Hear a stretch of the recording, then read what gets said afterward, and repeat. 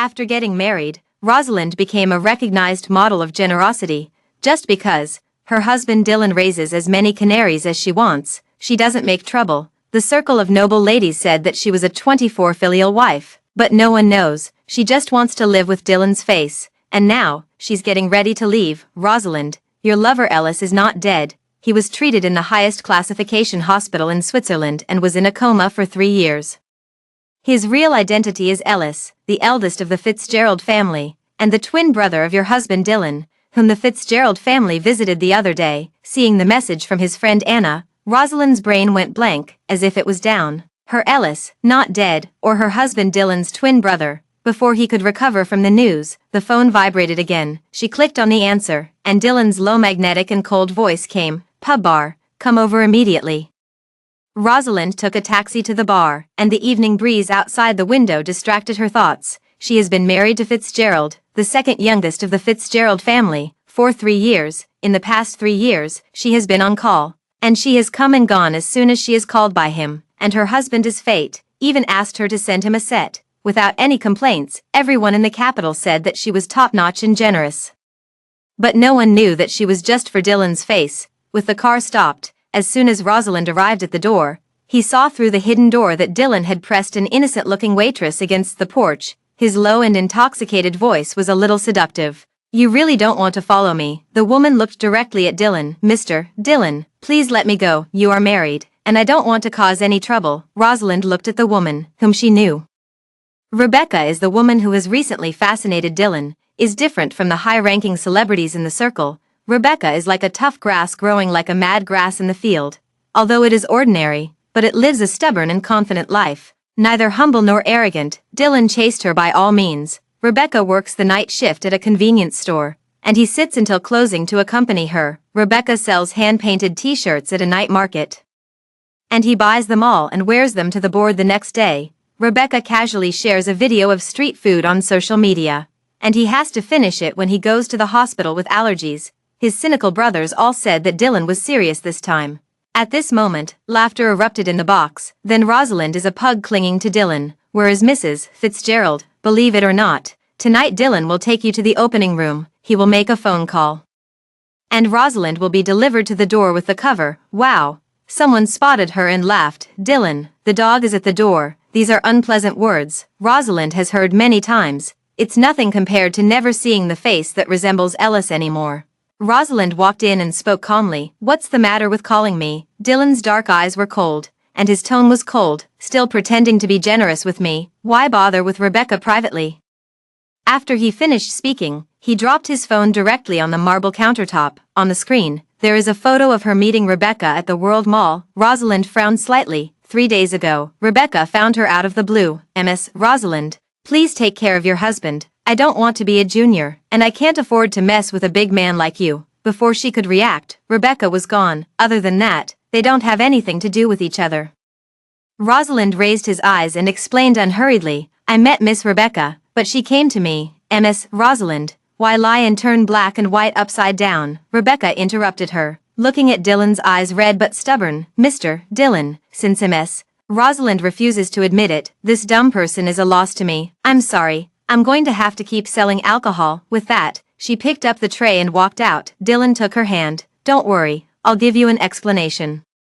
After saying that, he stared at Rosalind with a cold gaze. You bought all the wine that Rebecca sold tonight, and drank it all. There were rows of vodka on the table, and men had to support the wall even if they drank half a glass. Rosalind clenched her palms. Remembering the methods Dylan had used to torture her earlier, she knew that even if she didn't drink it, Dylan would hold her to drink. Okay, her eyelashes twitched, but her voice was calm. But you have to answer me first. Who did you go to see in Switzerland last week? Laughter erupted in the box. Dylan, Rosalind is out of breath, and he turned around to check your post. Dylan's dark eyes were dimly lit, and he couldn't see his emotions clearly. He said leisurely, I went to Switzerland and saw my brother. Boom! Rosalind's ears thundered. Her Ellis is really a Fitzgerald family and really alive. Dylan, when did you have a brother? Isn't the Fitzgerald family the only one of you? I found it 3 years ago, but I was seriously injured and didn't wake up, and my family didn't make a noise. They talked, and Rosalind couldn't listen to it anymore. She drank the wine on the table, the spicy liquid burning her throat and making her cry. But there was a smile on his face. She finally didn't have to look for Ellis's shadow in Dylan anymore. After the last glass of wine, Rosalind felt a burning pain in his stomach. She struggled to stand up and said in pain, "I'm done drinking." "I'll go first." Seeing the woman crumbling, Dylan's eyebrows frowned slightly, and she was about to speak, but Rebecca on the side suddenly exclaimed, her feet slipped, and the whole person fell backwards. Dylan immediately got up and grabbed her. Everyone immediately coaxed, "Congratulations to Dylan for hugging the beauty." Rosalind ignored no one and staggered away, supported back to the villa, only to faint with confidence. I don't know how long it took. She woke up groggy with a splitting headache that looked like it had been run over by an electric drill. As soon as I sat up, I saw Dylan sitting on a chair in the room. He was looking at his phone, and there was a hint of softness in his deep and sharp facial features when they were quiet. At this time, Dylan also stared at her, and a sarcastic smile overflowed in his throat. "Why, do you think I feel sorry for you, waiting for you to wake up?" Rosalind's heart shuddered. Dylan approached her and leaned over to warn, "Today this is just a small lesson, and if you dare to trouble Rebecca again, it's not that simple." Rosalind looked at his piercing gaze and paused for a long time. From the beginning, she knew Dylan was scum, but she still became Dylan's wife by marriage, watching him go crazy for every woman by swarming butterflies outside. She went out of her way to clean up the mess for him. In the past 3 years of marriage, she has been flattering, and he is mean. She approached, and he was disgusted. All the women called her cheap, saying that she was really a fighter among licking dogs. But none of her minds, because his eyes are very similar to the eyes of her dead boyfriend, Ellis. But now, she knows, Ellis is still alive. Dylan's stand-in is no longer so important in her heart. Thinking of this, Rosalind glanced away and whispered back, "No." Dylan's eyes sank, as if he didn't expect Rosalind to be so carefree. Suddenly, the air pressure around his body plummeted, and he said coldly, "Mrs. Fitzgerald is really generous. Then you'd better be consistent and don't delay the young master." After saying that, he turned around and walked out the door. This time, Rosalind didn't panic to catch up. Instead, he got up, opened the drawer, and pulled out the smoky gray velvet box. A sparkling diamond ring catches her eye, the same that Ellis proposed to her at the age of 19. The cold touch spilled down his fingertips to his heart, bringing back Rosalind's memories. She and Ellis met at the University of London. Ellis is the biggest figure on campus, the first student body president in the department, and she was a rebellious girl sent by her family in the name of going abroad for further study. He intervened in her life in an almost stubborn way, confiscating her game console and stuffing flashcards into her notes when she skipped class to go to rock shows. She deliberately said, "You want to care about me so much. Do you want to be my boyfriend?" Ellis nodded without hesitation. He said, "Be your boyfriend and supervise you until graduation." Later, he made grammar rules into blues love songs, helped her learn foreign languages, and he traveled all over Chinatown to cook for her. He's the perfect boyfriend. They made an appointment to return to China to meet their parents after graduation. But once there was a landslide in the camp, and in order to save her, he fell off the cliff and was never heard from again. Rosalind closed his eyes, suppressing the sourness of emotion. The phone shook, and when the screen lit up, a friend request popped up. It was Rebecca. Rosalind hesitated for a moment, then clicked through. In an instant, a video was received. Dylan leans back on a leather chair half naked, her chest oozing with blood beads from the tattoo machine's repeated piercing ink, and she gradually faints into a Rebecca. Rebecca's voice rang out, "Mr. Dylan, you don't have to do this. I'm just talking casually, hoping that someone I like will tattoo my name on their hearts." Dylan's jawline was tense and June's face was pale from the tingling, but the gaze at Rebecca was gentle. "Do you believe in my sincerity towards you now?" Rebecca sighed. "And what is Ms. Rosalind?" Dylan sneered, her voice a little nonchalant. "A 24-hour on-call life nanny." Rosalind's heart shuddered, and he suddenly smiled. It turns out that all her humble flattery over the years is a nanny in his eyes. Rosalind turned off the video and sent a message to Rebecca, "You don't have to provoke me. Like Dylan's words, send you." After turning off the phone screen, Rosalind went to Dylan's study, found a lot of divorce agreements signed by Dylan for 3 years. He threw the divorce agreement in her face countless times. "Rosalind, I will never recognize you as my wife." Every time, she cried sadly, and then tried to make him angry. Rosalind pulled his lips mockingly, and this time, after signing his name without hesitation, he went out. When she and Dylan got married, they didn't even have a wedding, let alone a bride price. There are no property disputes, the process will be accelerated, and the divorce certificate can be obtained in less than half a month. walking out of the Civil Affairs Bureau. The stone in Rosalind's heart settled. She shared the news of her divorce with Anna and said that she would buy a ticket to Switzerland tomorrow. Anna's voice on the phone was full of worry. Rosalind, don't be impulsive. Last time, I was working as a medical assistant for a teacher on a temporary basis, and I met Ellis by accident. You and Dylan are still in the cooling-off period of divorce, and now it looks like brother Ellis is being photographed by the media and will take advantage of the topic. And then you don't have a Swiss visa, so it's better to wait. A word woke up Rosalind, who was Dylan's wife before she got her license. She suppressed the eagerness in her heart and told herself that it was only 10 days. When he got home in the evening, Dylan was already in the living room. He reclined on the sofa and said in a nonchalant tone, "Clean up, there's a charity dinner at 7 o'clock. The dinner was hosted by Fitzgerald's house, and she did need to be there." Rosalind didn't say much, turned and walked into the cloakroom, where he changed into a proper cheongsam. The smoky blue cheongsam lined her figure exquisitely, warm and fragrant, unexpectedly eye-catching. Dylan stepped into the cloakroom and was stunned for a moment when she saw what she was wearing.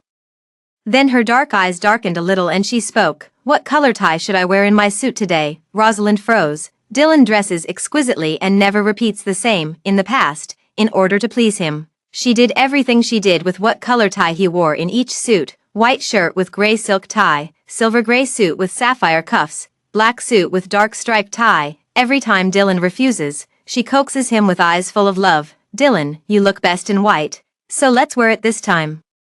Perhaps because she had good taste, Dylan later tacitly allowed her to meddle in his life. After the silence, Rosalind grabbed a plain black tie and gave it to him. "That's it." This perfunctory attitude made Dylan's face sink. "Are you throwing a tantrum with me?" "Nope," Rosalind replied quickly. Instead of taking her tie, Dylan waved her hand away and walked out. Soon the sound of the engine sounded outside. Rosalind didn't understand his inexplicability, and didn't want to guess anymore.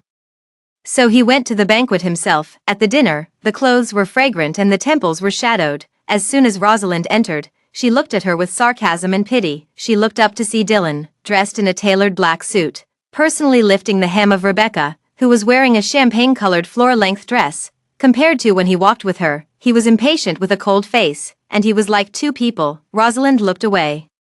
And after a brief conversation with a few clients, he went to the back garden to find refreshment. Unexpectedly, I ran into Rebecca. Rebecca smiled at the end of her eyes. "Ms. Rosalind, fellow woman, don't you feel ashamed to humiliate a woman by humbly currying favor with someone who doesn't love you?" "Miss Rebecca knows 3 things, and she also knows how to lose face," I said in a text message.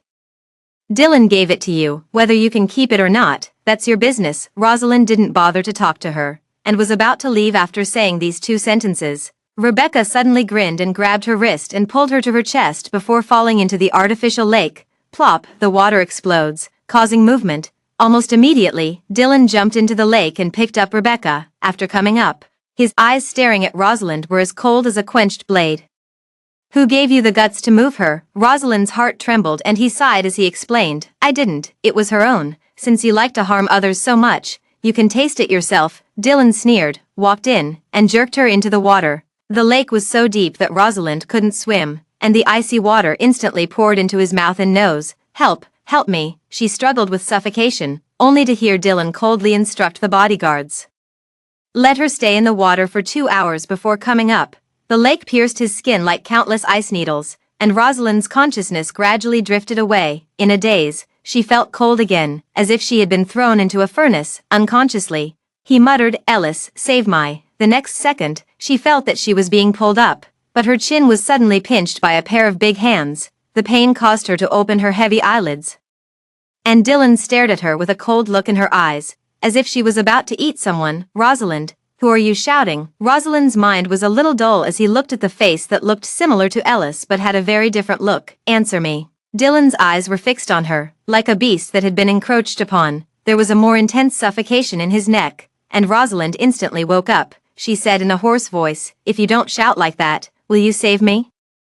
As soon as these words came out, Dylan let go of her, and the coldness in her eyes turned into sarcasm. "Very good, you're really playing tricks. A woman like you, even if someone plays with a big belly, I don't bother to look at you." With that, he turned around and walked away with Rebecca in his arms. Rosalind shuddered, chills coming out of her bones, and she got up and returned home, exhausted. From that day on, Dylan never went back. In the past, if he was a minute late. Rosalind would worry and penetrate his brother's phones, but for 3 whole days, they didn't receive a single message from Rosalind. Several people looked at each other, looking at Dylan, who was leaning against the bar and drinking, and their faces seemed to be slightly unhappy. Is it a delusion? After Rosalind fell into the water, he fell ill for a few days. On this day, she had just applied for a visa to Switzerland when she received a call from the Dylan brothers. Rosalind, why haven't you arrived yet? Haven't you seen the message in the group? Rosalind's eyelashes twitched slightly, and to tell the truth, I didn't pay attention. After a short silence on the other side, his voice suddenly rose. Then you hurry up to Mutsun now. Dylan's big business. Without waiting for her to refuse, she hung up the phone. Rosalind hesitated for a moment, then decided to break off. It's time for this stand-in game with Dylan to end. She has also heard about Mutsun. This villa sits on the top of the clouds halfway up the mountain, and money can't buy it. I heard that it was used by a rich man to make a wedding house, and later the rich man did not come when the house was handed over. And Mutsun changed hands at a sky-high price of 20 billion a year ago. Rosalind walked into the hall. It was in a wealthy family, and he had seen various buildings at home and abroad, and he couldn't help but be shocked by the level of exquisiteness. In the middle, Dylan and Rebecca are toasting. Dylan, Rosalind is here, someone spoke up. Dylan raised his eyes and gave her a lazy look. Oh, what's the matter with me? Rosalind had long been accustomed to Dylan's indifference, and was about to explain his intentions, but was preemptively interrupted. Rosalind, what about your birthday present this year? Rosalind wrinkled his eyebrows. What birthday present? As soon as he spoke, the audience fell into condensation for a few seconds, and then laughed. What are you pretending to be stupid? Today is Dylan's birthday. How could you not be prepared? The year before last, you stayed up 3 nights to knit a cashmere scarf for Dylan, and Dylan used it directly to make a car mat. Last year, you made a life and death bet with the underground car god, lay in the ICU for a month, and helped Dylan win the world's only remaining 1967 gold Jaguar. Are you smart? You hid this time, and you want to show Dylan alone. Every sentence reminds Rosalind of the stupid things she used to do for Dylan. In previous years, she would prepare gifts early, but this year she did forget. It's okay this way, you don't have to worry about someone who doesn't know how to be sincere. Rosalind looked at Dylan and said, I forgot about my birthday present, and I won't prepare it for you in the future. After speaking, she turned around and was about to leave, but she saw the cold oil painting above the fireplace, and subconsciously stepped forward. On the marble wall, the rose patterns outlined in pure gold flow under the light, and the petal veins are clear and lifelike. It was a familiar feeling, and for a moment the memories in Rosalind's mind burst out. Rosalind, you like mountain roses, but they can't feed them. Next time I'll give you roses that will never fade. In addition to this, I have prepared a surprise for you in China. The next second, I don't know who pressed the switch where, whoa. The background wall began to rise slowly, and slowly, a huge oil painting came into view. In the painting, the girl is wearing a wreath of roses, smiling brightly on the shoulders of the young man in the white shirt, and the young man is looking at her with half-lowered eyes, and the love in his eyes is about to seep out. Rosalind's eyes were red, and tears were falling from her eyes. It turned out that the rich man who designed the Mutsun was Ellis. It turned out to be the home that Ellis gave her. Also, Ellis said it was a surprise to her when she graduated. No, the person in this painting isn't Dylan. There was an uproar all around. Dylan's eyes narrowed slightly as he looked at the portrait, and his hand holding the glass tightened. Why not? This is what Dylan looked like when he was in college, and although he hadn't been pestered by Rosalind at the time, she must have had a bad idea. It's not about bothering to find someone to draw it specifically to surprise Dylan. In a laugh, the coldness in Dylan's eyes slowly faded. He looked at Rosalind, his thin lips sloping lazily. No matter how much effort you put into it, I'm not interested in you. Rosalind's lips snorted, but swallowed back for an explanation. She stepped forward to put the painting away. But Rebecca suddenly spoke. It's a pity, the color and composition of this oil painting are so advanced. If I can copy and learn, it will be a pity that I was admitted to an art school but didn't make it. Dylan immediately softened her voice. I'll have someone take it down for you and learn it slowly. No, it's mine. Rosalind immediately stopped it. Rebecca's face crossed a trace of loss, and her tone was aggrieved. Forget it, I'm just an ordinary person. And I don't have the conditions to work hard in the art world, and I don't deserve to copy such high-level works. The cake should be almost ready. I'll take a look. With that, she got up lonely. The rhetoric makes people feel even more pitiful and aggrieved. Dylan looked at Rosalind with a sudden cold look in his eyes. You actually gave me this painting, it is mine. I can give it to whoever I want. Rosalind's fingers clenched, his voice raised in anger. I didn't tell you. Everyone looked like they were ghosts. I have the impression that Rosalind is well behaved and obedient, and takes Dylan's words as a guideline, and now he can get angry at Dylan, annoyed by her attitude. Dylan's eyebrows furrowed. It's not for me. Who else can I give it? It's almost okay. Stop acting. Give the painting to Rebecca. Rosalind looked straight at him. I won't give it. Dylan looked at her, snorted, and turned to walk out, reaching for her phone to dial her assistant. Buying the villa in Moose-Ciuan, the title deed has Rebecca's name on it, and the proviso says that all the items in the house also belong to her. We are husband and wife. You can't use the marital property to buy things for other women. I have the right to recover it. Rosalind chased after him and stopped him. Dylan's face sank suddenly, and her dark eyes narrowed dangerously. You're threatening me. At this time, Rebecca came out with an 8-tiered cake cart. Mr. Dylan. The cake is ready. You can blow out the candles. Before the words fell, he exclaimed in surprise and stumbled. The cake cart slammed into the canvas at an angle, cream and strawberry jam filling the canvas like a wave. With a sound, the flame tongue of the candle also burst onto the oil painting and ignited. Everyone was frightened by this sudden accident and ran out one after another. Only Rosalind ran back like crazy. Don't. Her fingertips were blistered by the scorching canvas.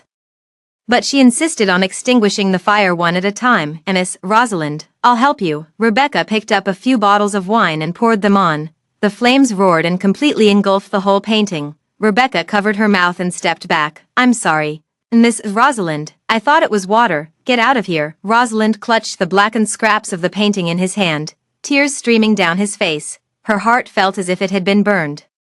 And it was burning with bone-crushing pain. Her Ellis, unbeknownst to her, even had the marital room ready. She didn't know anything. As soon as I saw it, I was ruined. Dylan leaned over and moved her thin lips. Isn't it just a broken painting? Rebecca is also kind enough to help you put out the fire. Kind. Rosalind jerked his head up, scarlet eyes swelling with hatred. Dylan's heart froze for a moment. He had never seen a Rosalind like this, in her memory. She was always as docile as a little beast, and when she looked at him, her eyes were full of starlight and love, and she would never look at him like this. Not just Dylan, everyone was stunned. Dylan subconsciously protected Rebecca behind her and looked at her vigilantly. What do you want to do? Rosalind watched him protect Rebecca, and the swelling at the tip of his heart reached its peak. There used to be people who would protect her unconditionally like this. She tugged at her lips and said nothing, carefully wrapping the charred residue and walking away. Back home, Rosalind dragged his tired body into the bathroom. The mist was thick and Rosalind soaked in the bathtub, the warm water slowly running over her shoulders. And even the tense nerves relaxed a little. Ellis, you said you were going to give me the home. I saw it. It was beautiful. She closed her eyes, tears sliding down with the hot water and smashing against the floating foam. As her consciousness became blurred, her body was suddenly lifted from the water. Rosalind, what are you doing? Rosalind's wet strands of hair stuck to her cheeks, drops of water cascading down the swan's neck to the heights. Her skin was pinkish white, and her apricot eyes were covered with moisture at the moment, ripping out a bit of broken bright color. Dylan's Adam's apple rolled and turned around as if he had been burned. Death for a painting. You're really good. I'll find someone to help you recover. Okay. Rosalind stared at him with vacant eyes. Could he really recover? At this moment, his phone vibrated suddenly. He picked it up, and Mrs. Fitzgerald's excited voice came. Dylan, your brother is awake. The doctor said it was only a short time to be sober, but poor your brother was a child who was exiled and had these things happen when we first met 3 years ago. But God bless us at Fitzgerald and reunite our family. Rosalind froze, surprise streaming out of his eyes. By the time she could react, Dylan had hung up the phone and walked out. Rosalind hurriedly wrapped himself in a bath towel, chased after him, and asked like a cannon, Dylan, how is your brother doing? Did the doctor say when he would be fully awake? Dylan looked at her, a slouchy smile on her lips. Why, it's not enough to please my mother. I can't wait to get in on with my brother, and you don't miss a chance to secure Mrs. Fitzgerald's place. Dylan doesn't tell her. When Rosalind returned to the room, he called Anna and asked about the situation. After confirming that Ellis had a chance to be fully conscious, Rosalind's hanging heart gradually relaxed. This night, Rosalind kept dreaming of reuniting with Ellis. He still touched her head and smiled at her as he did. He asked her why she hadn't protected the painting. He asked her if she wasn't waiting for him. When she woke up, she was in a trance and wanted to go to Zenin Temple to help Ellis for safety. but was stopped by Dylan as soon as she went downstairs. He shook the car key. The scenery of Fuyu Mountain is good, so I will go there to paint. Rosalind wrinkled her eyebrows, remembering what he had said last night to help her restore the painting. Arrive at Fuyu Mountain. Dylan's brothers are having a barbecue while Rebecca is smiling and talking to a strange man. Seeing her, Rebecca stepped forward and said with a smile, "Ms. Rosalind, this is Mr. Fitch, a master of Chinese painting that Mr. Dylan specially invited for me. Today, I will work hard for you and Mr.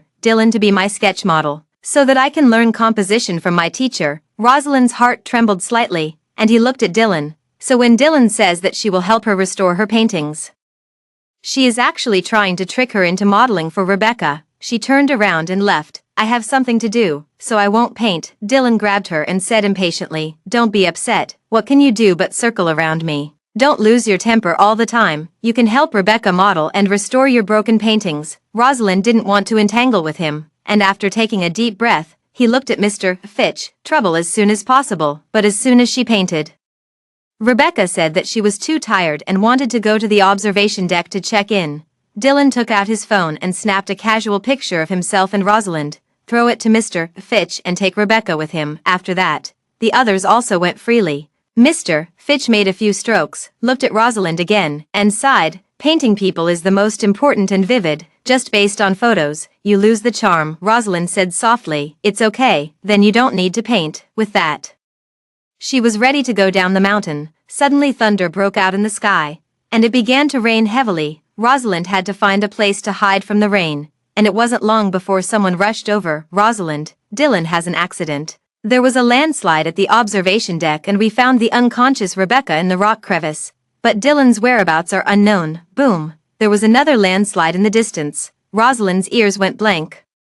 The scene of 3 years of midnight dreams overlapped with the moment, like a hammer hitting her heart. Before her brain could buffer, her body reacted first and ran to the observation deck like crazy. Everyone behind her seemed to tell the danger ahead, and they had called the rescue team and asked her to wait, but Rosalind didn't seem to hear anything. There's only one thought in her mind: she's going to find Ellis anyway. The rain slammed down on her head, branches ripped through her clothes.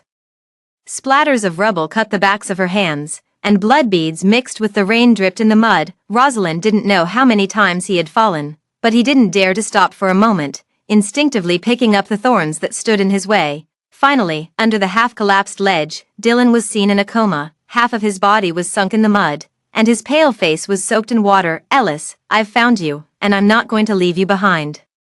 Rosalind dug through the rubble that weighed on him again and again, and his nails were bleeding in the muddy water. An hour later, she staggered through the torrential rain with Dylan on her back, snaking blood in the mud with every step.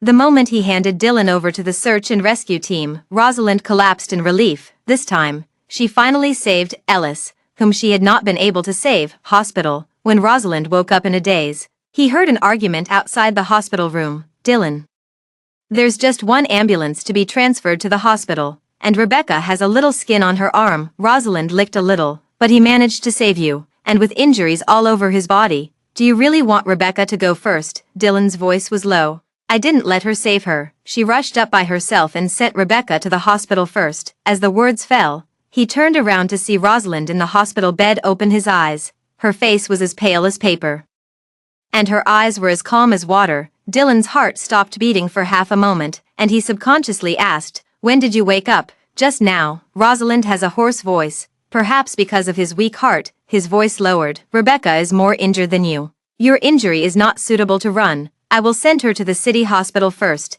and then arrange someone to pick you up when the road is open." The tip of Rosalind's heart seemed to have been pricked by a thin needle, and a dull pain spread. If it weren't for what he had just said, she would have thought he cared about her. Once again, she sighed that Dylan was so ruthless that he had to lie to her about her life and death. Rosalind closed his eyes, and there was a dead silence inside. "Well, got it." Dylan looked at her pale face, and her heart was inexplicably empty. He thought Rosalind could at least mess with him, or cry and beg him, but now she is quiet, like a rag doll without a soul, with no expression.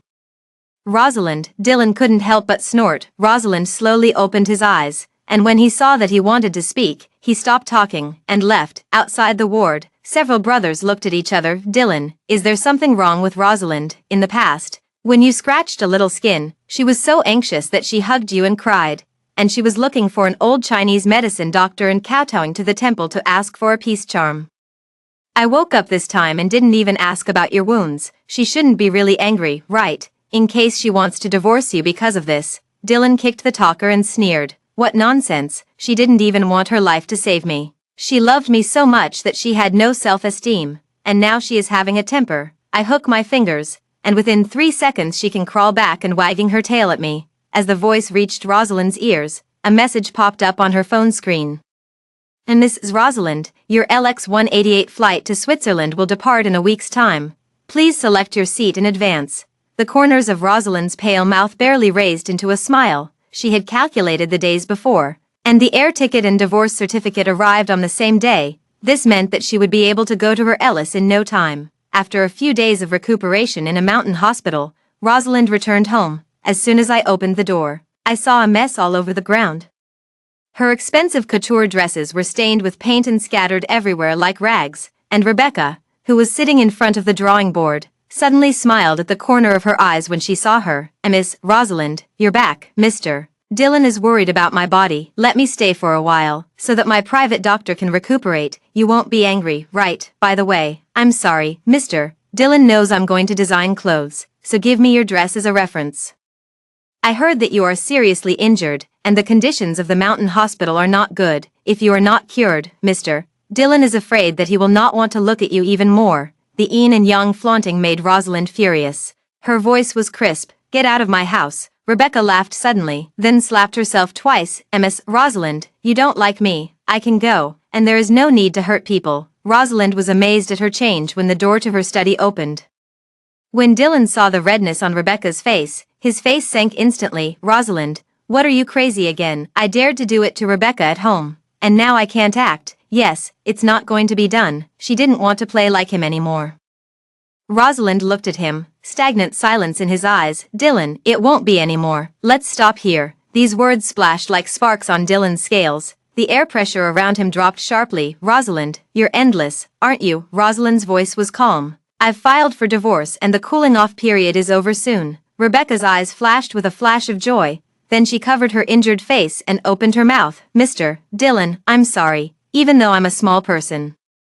I can't tolerate being humiliated like this. My injuries have healed. Thank you for taking care of me these days. Dylan's face tightened, and he chased after him, his eyes digging at Rosalind like a knife. Divorce needs to be applied for by both parties. And if you want to lie, you have to make up a brainy excuse. A few days later, Dylan didn't return home. But Dylan's headlines can be seen everywhere on all kinds of entertainment marketing accounts.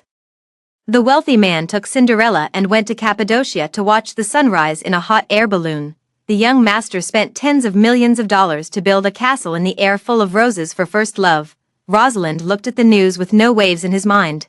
2 days later, through the relationship, after she got the divorce certificate, she went downstairs with her suitcase. Before heading out, I didn't expect Dylan to come back, seeing her carrying a suitcase. The cold air around him almost condensed into frost. Where are you going? Rosalind didn't bother to explain anything to him, and handed him the divorce certificate directly. This is the divorce certificate. I only took my own stuff. Your stuff is in the bedroom. Dylan, this marriage, let's get together and break up. Dylan didn't look at it, and raised his hand to sweep the divorce papers to the ground. He grinded his teeth and said, any broken book wants to lie to me, I tell you. You ran away from home today, and it is impossible to cry and beg me to let you come back in the future. Rosalind looked at him with sarcastic disdain and said nothing, grabbed the suitcase and left. The brilliant morning sun hit her, and there was a lightness that was about to be relieved. An hour later, the flight to Switzerland departed on time. The plane broke through the dense clouds and completely disappeared into the gilded skylight. Dylan is back to his old life of drunkenness. Breathing with the thrill of being free from the reins, Rosalind walked better, looking an eyesore, until a week later, he got drunk and miraculously didn't want to see Rebecca anymore. Annoyed, he even said, call Rosalind and ask her to pick me up. All the surface of calm seems to be broken. Several of the brothers looked at each other, knowing that something was wrong with him lately. They all began to come up with ideas. Dylan, Rosalind is really heartbroken by you. It's been a month. And it's not safe for her to be a girl outside. Yes, who wouldn't be greedy for Rosalind's good looks and figure? If he was, by some ill-intentioned people. Before the man could finish speaking, he was struck by Dylan's eye knife, and he trembled with fright. Hurriedly said, I'm talking nonsense. Everyone in this circle knows that Rosalind is your wife. Who dares to rob your woman? These words made the haze that Dylan had piled up in his heart these days dissipate a little. It was only after the coaxing of his brothers that he picked up his cell phone and called Rosalind. His heart beat inexplicably, a tension he hadn't felt in a long time. After connecting, his voice subconsciously softened. Rosalind, where are you? Don't make trouble. He was responded by a mechanical female voice. I'm sorry, your call is temporarily unavailable. After that, he repeated the dial, and the earpiece was always cold. Busy. Dylan's eyes darkened, and he clicked on Rosalind's WeChat. In the dialog box, he deleted and cut down for an hour, and finally typed a line. Rosalind, I'll coax you once, go home in an hour, don't make a fuss. As soon as it was issued, it prompted an eye-catching exclamation mark. The phone can't get through. And WeChat is blocked. Dylan stared at the screen, his fingers clutching his phone white from excessive force. At this time, someone shouted, Dylan, why don't I ask Sister Rebecca to come over and drink with you and relax with you? No. Everyone was stunned by his decisive refusal. Dylan was stunned for a moment, his eyes darkening. For some reason, without Rosalind as a reference, Rebecca inexplicably left him with no interest and desire to conquer. The thought of Rosalind made the irritability in his heart even worse. It must be that woman, who wants to get caught again. The air pressure around them was getting lower and lower, and everyone was trembling, thinking that he was going to be angry again. Dylan was called away by a phone call from Mrs. Fitzgerald, the entrance to the Fitzgerald family's old home. Mrs. Fitzgerald looked at Dylan and was angry. Your brother will be back soon. You still look like this decadent. What are you talking about? While speaking, the housekeeper said excitedly, the eldest young master is back. A black Cullinan drove into view, the door slid open, and Dylan saw the man, who looked like him, elegantly reaching out into the car. In the next second, a pair of white and slender fell on his big palm. Rosalind stepped out of the car on a stiletto heel and looked beautiful in a rose cheongsam dress. She smiled lightly, like a butterfly fluttering its wings on a spring day. The string in Dylan's chest that had been tense for 30 days suddenly broke. He greeted him, scarlet eyes surging with lost ecstasy and excitement. But when she was only a few steps away, she was stopped by a big hand. Ellis's face was warm, but her voice was majestic. Dylan.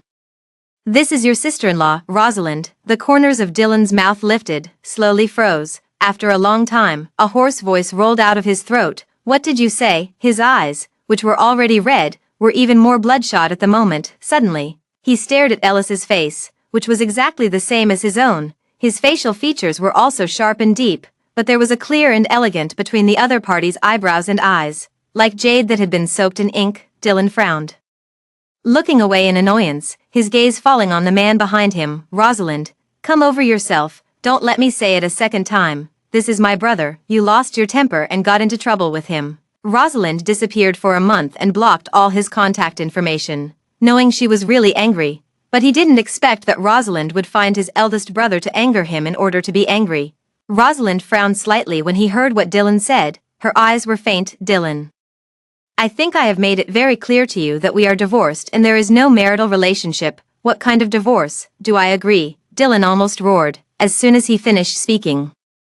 He could clearly feel the force of the big hand holding his wrist increase a little. He smiled lazily on his thin lips after seeing the coldness in Ellis' eyes. Then he took out his phone, clicked on the photo album, and found a picture, which was a photo of him and Rosalind's marriage certificate. Big brother, this is my legal wife. She has a temper tantrum with me. Ellis's eyes darkened imperceptibly as he swept over the photo. He let go of his grip on Dylan's hand and said in a deep voice, I suggest you check the marital status first. Dylan's heart tightened and he stared at Rosalind. What does he mean by that? Enough. Mrs. Fitzgerald saw that the tension between the two brothers was getting worse, and hurriedly stepped forward to mediate. This is outside. Let's talk about it when we get home. There were reporters everywhere outside, and they were filmed talking like something. Ellis brushed away the emotion in his eyes and looked at Rosalind. Rosalind smiled at him.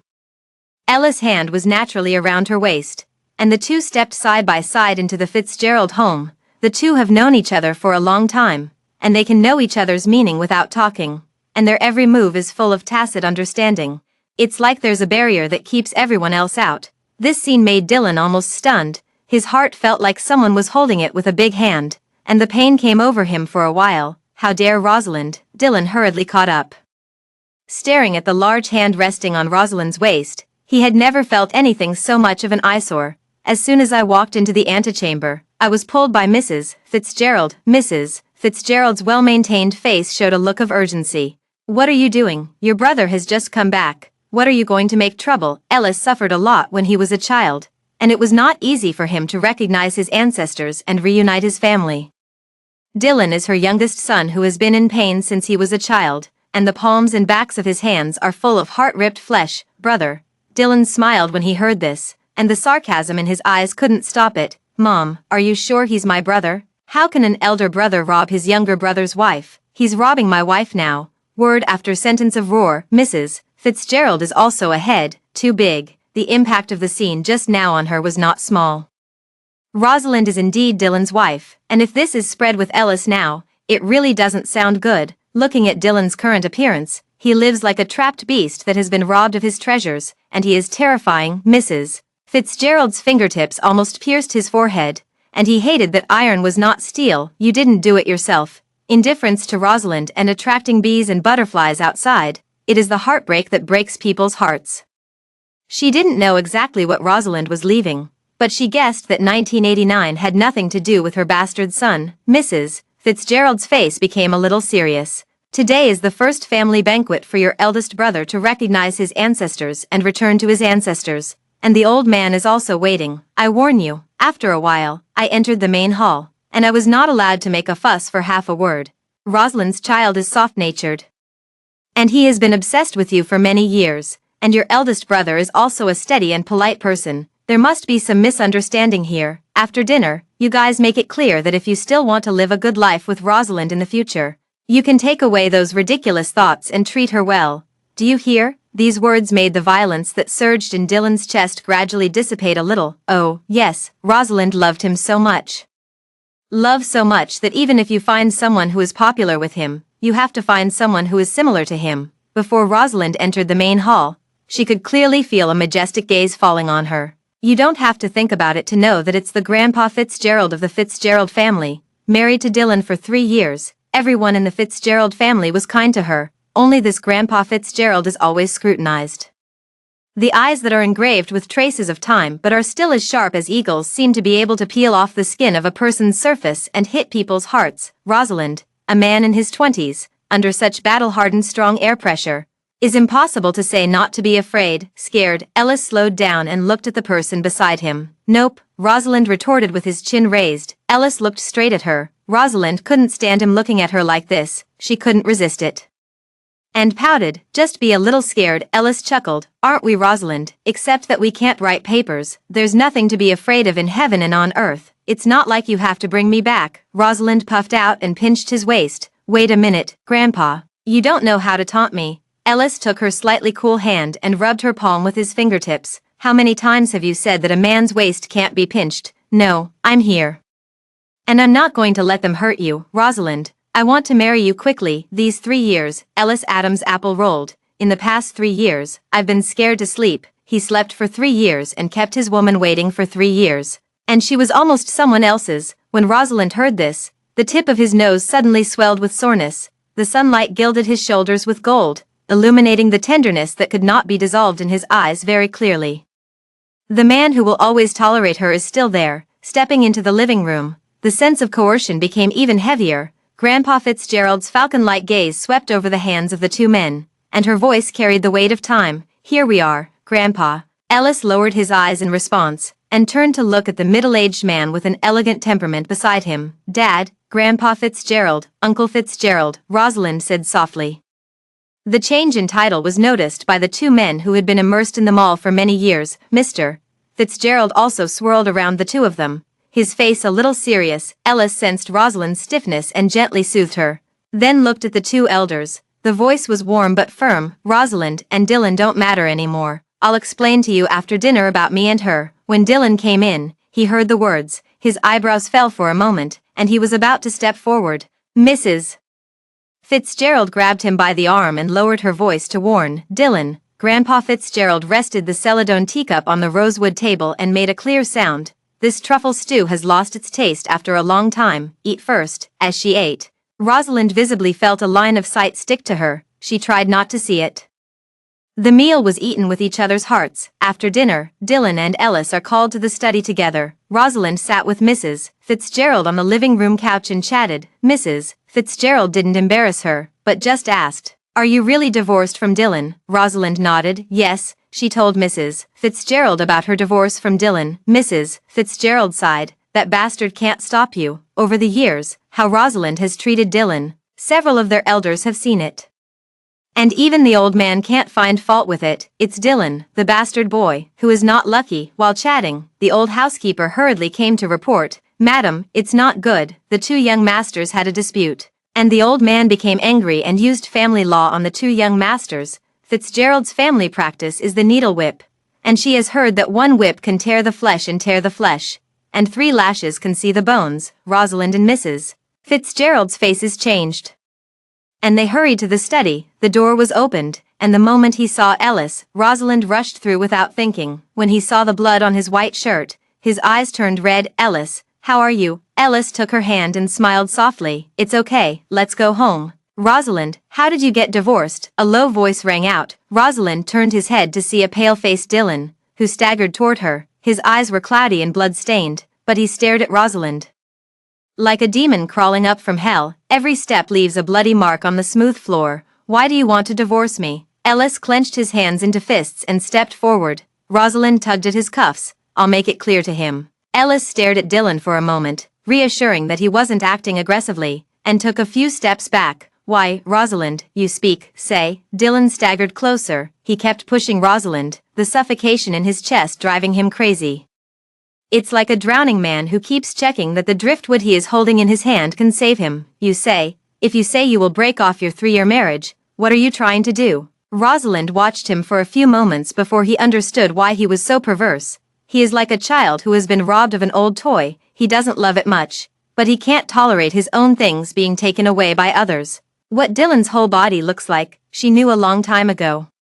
Selfish and cold, with no sincerity towards everyone. On the surface, he is a drunken gold fan, and the powerful son of the game world, but in the shopping mall, there is no last resort, and the brain turns quickly, and he is very good at confusing the other party with the appearance of a playboy, making the other party relax their vigilance, and then take advantage of their unpreparedness to swallow people in one bite. Rosalind looked at him, and his tone didn't fluctuate. "Dylan, weren't you looking forward to this day before? I know. You are also tired of me and can't wait to get rid of this marriage, so I took the divorce agreement you threw at me before, signed it and sent it to the Civil Affairs Bureau."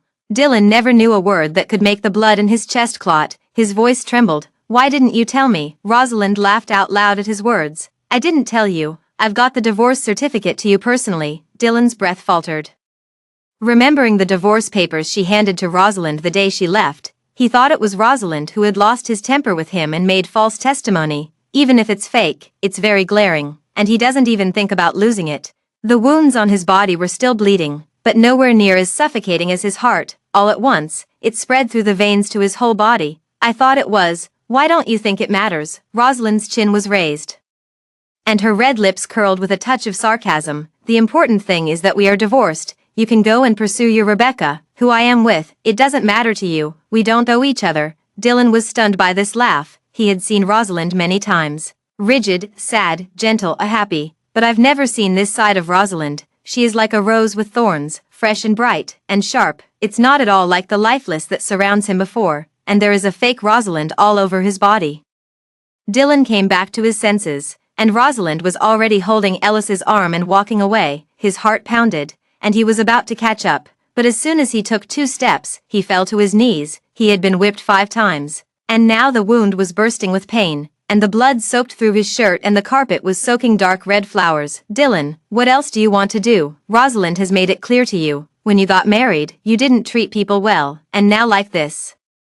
Who do you show it to?" Mrs. Fitzgerald hurriedly stepped forward to help him, and although her words were not pleasant, the pity in her eyes could not be stopped. Dylan didn't seem to see or hear anything, just a figure that faded away. "Rosalind," he shouted with all his might. Rosalind paused as he left, but only for a few seconds. She didn't even look back, and Ellis quickly disappeared from Dylan's sight. A fishy sweetness welled up in Dylan's throat, and he was completely plunged into darkness. "Dylan, what's wrong with you? Don't scare Mom. Call the doctor." Mrs. Fitzgerald burst into tears. "Mr. Fitzgerald looked at this scene and couldn't help but say in a deep voice, "Dylan, this kid is just spoiled by you." He pointed in the direction of the study. "As soon as I entered the study, I choked with Ellis, and people took out the divorce certificates of Rosalind and Dylan. And he dared to do something to his own brother in front of me and the old man. What kind of system is this? Dylan didn't grow up with us, he was injured just now, did you notice?" Mrs. Fitzgerald was speechless. She did look at the blood-stained Dylan for the first time, and ignored Ellis. Mr. Fitzgerald sighed as well, not to mention her. His attention was on Dylan just now. Although they are relatives who are connected by blood, the intimacy and alienation that have been separated for 20 years still depend on time to make up for it. All right, what we owe to Dylan. What Dylan and Rosalind do. Let them go, and the children's business, we don't mix. Dylan was in a coma for 3 days. In the past 3 days, the internet has been swept by the news of Ellis, the eldest young master of the Fitzgerald family group. The headlines of the financial section continue to speculate on the inheritance of the Fitzgerald family group. It has been revealed that Ellis is the de facto owner of the N.J. Group in North America, and his business territory can be compared to that of the Fitzgerald Group. Ellis himself issued a statement on the cusp of the storm. With simple and powerful wording, he has no intention of participating in the battle for the inheritance of the family business. And his only focus is on preparing for his marriage to his fiancée. In the VIP ward, Gerald held a tablet and told his friend Dylan about the news and his own inquiries one by one. In the front part, Dylan's eyes are faint and do not rise and fall in the slightest, but when he heard the last sentence, his fingers tightened unconsciously, and his fingers clamped the instrument that measured blood pressure, making an alarm sound of Dee. Gerald and Grover are startled and are about to call the nurse. Dylan threw away the things in his hand directly, looked at Gerald, and said in a hoarse voice, "Marriage? Did he open up about his marriage to Rosalind?" "That's not true. The marriage between the two of them hasn't been made public in the media, but everyone in our circle knows about it." Gerald said to himself, "Your brother came up and robbed you of her woman. If you want to say that you have no idea about the Fitzgerald family group, who would believe it? This is a change of law to suppress you." Luckily, he didn't know that Rosalind was the woman you didn't want. And I wanted to laugh at the thought that Ellis would be empty. Rosalind is also stupid, even if you break her heart. A person who looks a little like you hooks her finger, and she can't help but lick it. What's this called? Double happiness. Gerald said that the needle drop in the ward could be heard.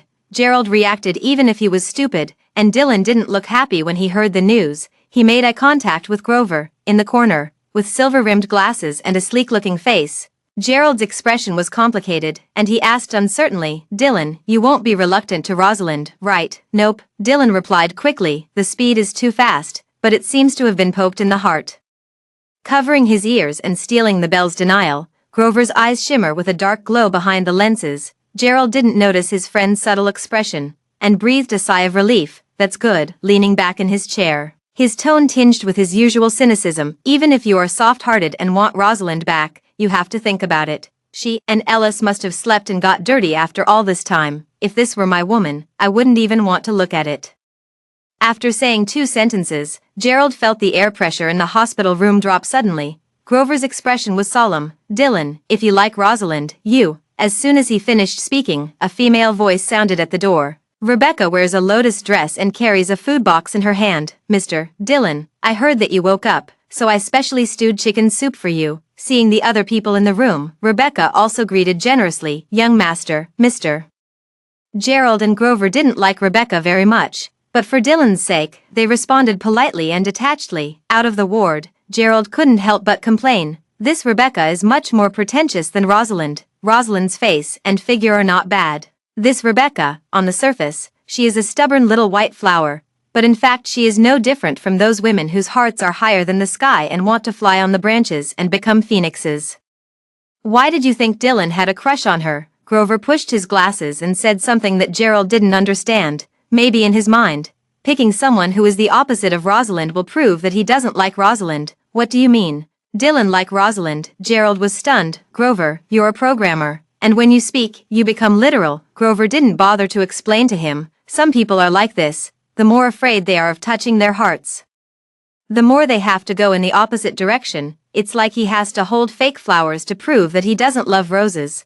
But when he went to spy on roses in the middle of countless nights, his hands were covered with blood from the thorns of roses. It's just that he himself doesn't know. Since Rebecca returned to the bar from the hospital, her mind has been in turmoil. As she entered the door of the hospital room, she faintly heard Rosalind's name. Ever since Rosalind left, she had felt that Dylan had not treated her as well as she had been. Even sometimes, if she doesn't deliberately show up in front of Dylan, he's afraid he won't remember her. The chicken soup she gave him just now, although he took it, but when she returned, she saw him throw the food box directly in the trash. Although it was not very precious, it was made by herself. In the past, Dylan was the one who could accompany her to eat junk food on the street. Yo, I skipped work again to find Mr. Dylan.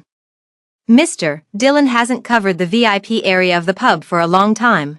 Several girls selling alcohol looked at the dejected Rebecca and laughed and joked. Rebecca is a long line fishing for big fish. Maybe you can fly up the branches and become a phoenix in no time. Rebecca slammed the cup on a woman's head, and blood instantly broke out of the woman's forehead. You old men who are kept by you, dare to say me. Previously, Rebecca was Mr. Dylan's sweetheart, and everyone was bullied by her to dare to speak out. But now she has lost her position. They had been putting up with Rebecca for a long time, and they couldn't help but take a glass of wine and spill it over. Rebecca was drenched and embarrassed, and looked at them angrily. Several people covered their mouths and left laughing. It's all a 1,000-year-old fox in the night scene. What kind of innocent drama are you playing with us? Be careful to get away with it, Mr. Dylan doesn't want you anymore. Rebecca looked at their backs, wiped the water from her face, and pulled a packet of medicine out of a drawer. As a woman who is crawling around in society, she naturally knows that there are some things that she can't live.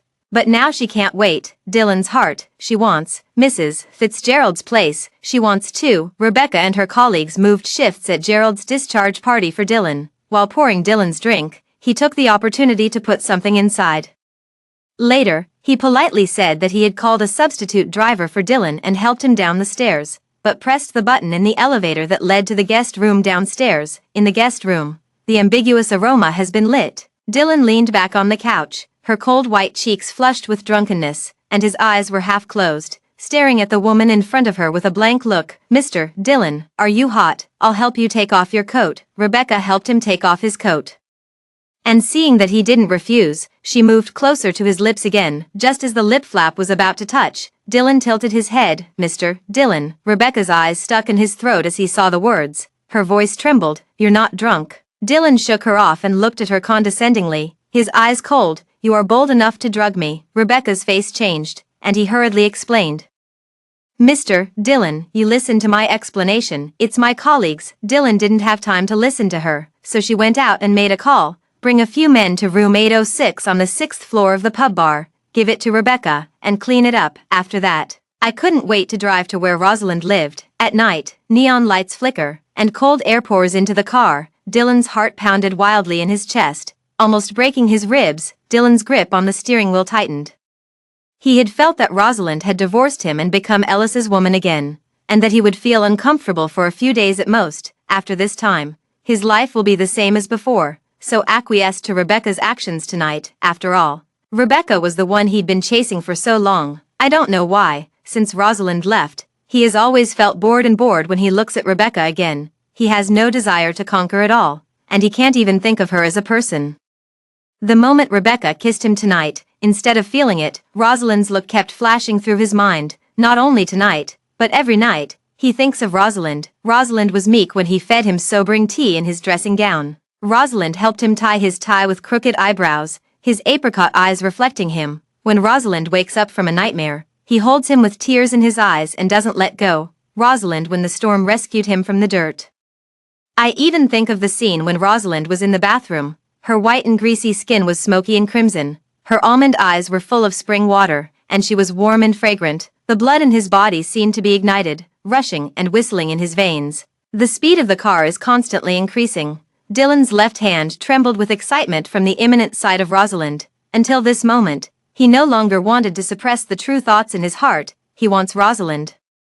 Even if it's Rosalind who has been touched by someone else. Rosalind was recently pulled into a cameo by his best friend Selena. Selena is a very famous screenwriter, saying that the female number 2 in the newly filmed costume drama matches her image and temperament very well, and pulled her to save the scene. Rosalind rolls it out until the early hours of the morning. Under the streetlights, the doors of the extended Rolls-Royce are ajar. At 10 o'clock in the evening, After Rosalind sent Ellis a message to report, she leaned back on the couch and waited for her assistant to bring her a cake. Suddenly, a shadow blocked the light, and aggression completely enveloped her. Rosalind stretched out his slender wrist and muttered, "I'm starving," but instead of touching the cake, she was held by a pair of wide palms. Rosalind snapped his eyes open and sat up. Her heart couldn't stop beating wildly, and she slowly lifted the blackout curtain and looked out. The moment she saw Dylan, the expression on her face froze. "Dylan, what are you doing here?" Rosalind shook his hand away. Dylan didn't use much strength on her own, and she didn't get angry when she threw her away. He withdrew his hand without hesitation, looked at her condescendingly, and did not reply to her, but asked rhetorically, "I look exactly like Ellis. How do you know it's me? Because Ellis hasn't held your hand like that." What is hidden in this sentence is all temptation. Rosalind opened a bottle of mineral water and drank it before looking at Dylan. She automatically ignored the second half of his sentence. "Of course I can recognize you. Ellis is gentle and polite, gentlemanly, and square. And you are sinister and cunning, and you are only drunk and drunk. What do you call him?" Dylan's voice sank suddenly, and her phoenix eyes narrowed slightly. "Ellis, the name. He seems to have heard it somewhere." Rosalind looked at his suddenly gloomy face and wondered what he was angry about. "If it's okay, please leave. We should make it clear to ourselves." Rosalind didn't want to dwell on him anymore and got straight to the point. Dylan's hands unconsciously clenched into fists, looked at her, and let out a leisurely voice. "This is what you really look like. Those gentle and virtuous looks are all pretended by you." His words are not an inquiry, but an affirmation. Rosalind's slender hands lazily propped up his face, and he generously admitted, "Yes, I pretended to do it. So are you okay? If it's okay, please leave." This was the second time she had chased him away. A noble young man who has always been accustomed to being held by the stars. Where has he received such treatment? Dylan looked down at her bright face and clenched her fingers. Rosalind looked at him with some confusion. Shouldn't he have left at this time? After half a ring, Dylan lowered her eyes, refraining herself from looking at her. His throat rolled and he made a hoarse voice. "Rosalind, you've had enough of it these days. I know you wanted revenge for my lack of interest in you, so you came to Ellis. Whether you cooperated or not, it's okay to do the fake show. Don't go on. I admit that I didn't care about you and disappointed you before, but in the future I may be able to be the husband you want, and I have disconnected from Rebecca. Nothing happened between me and her."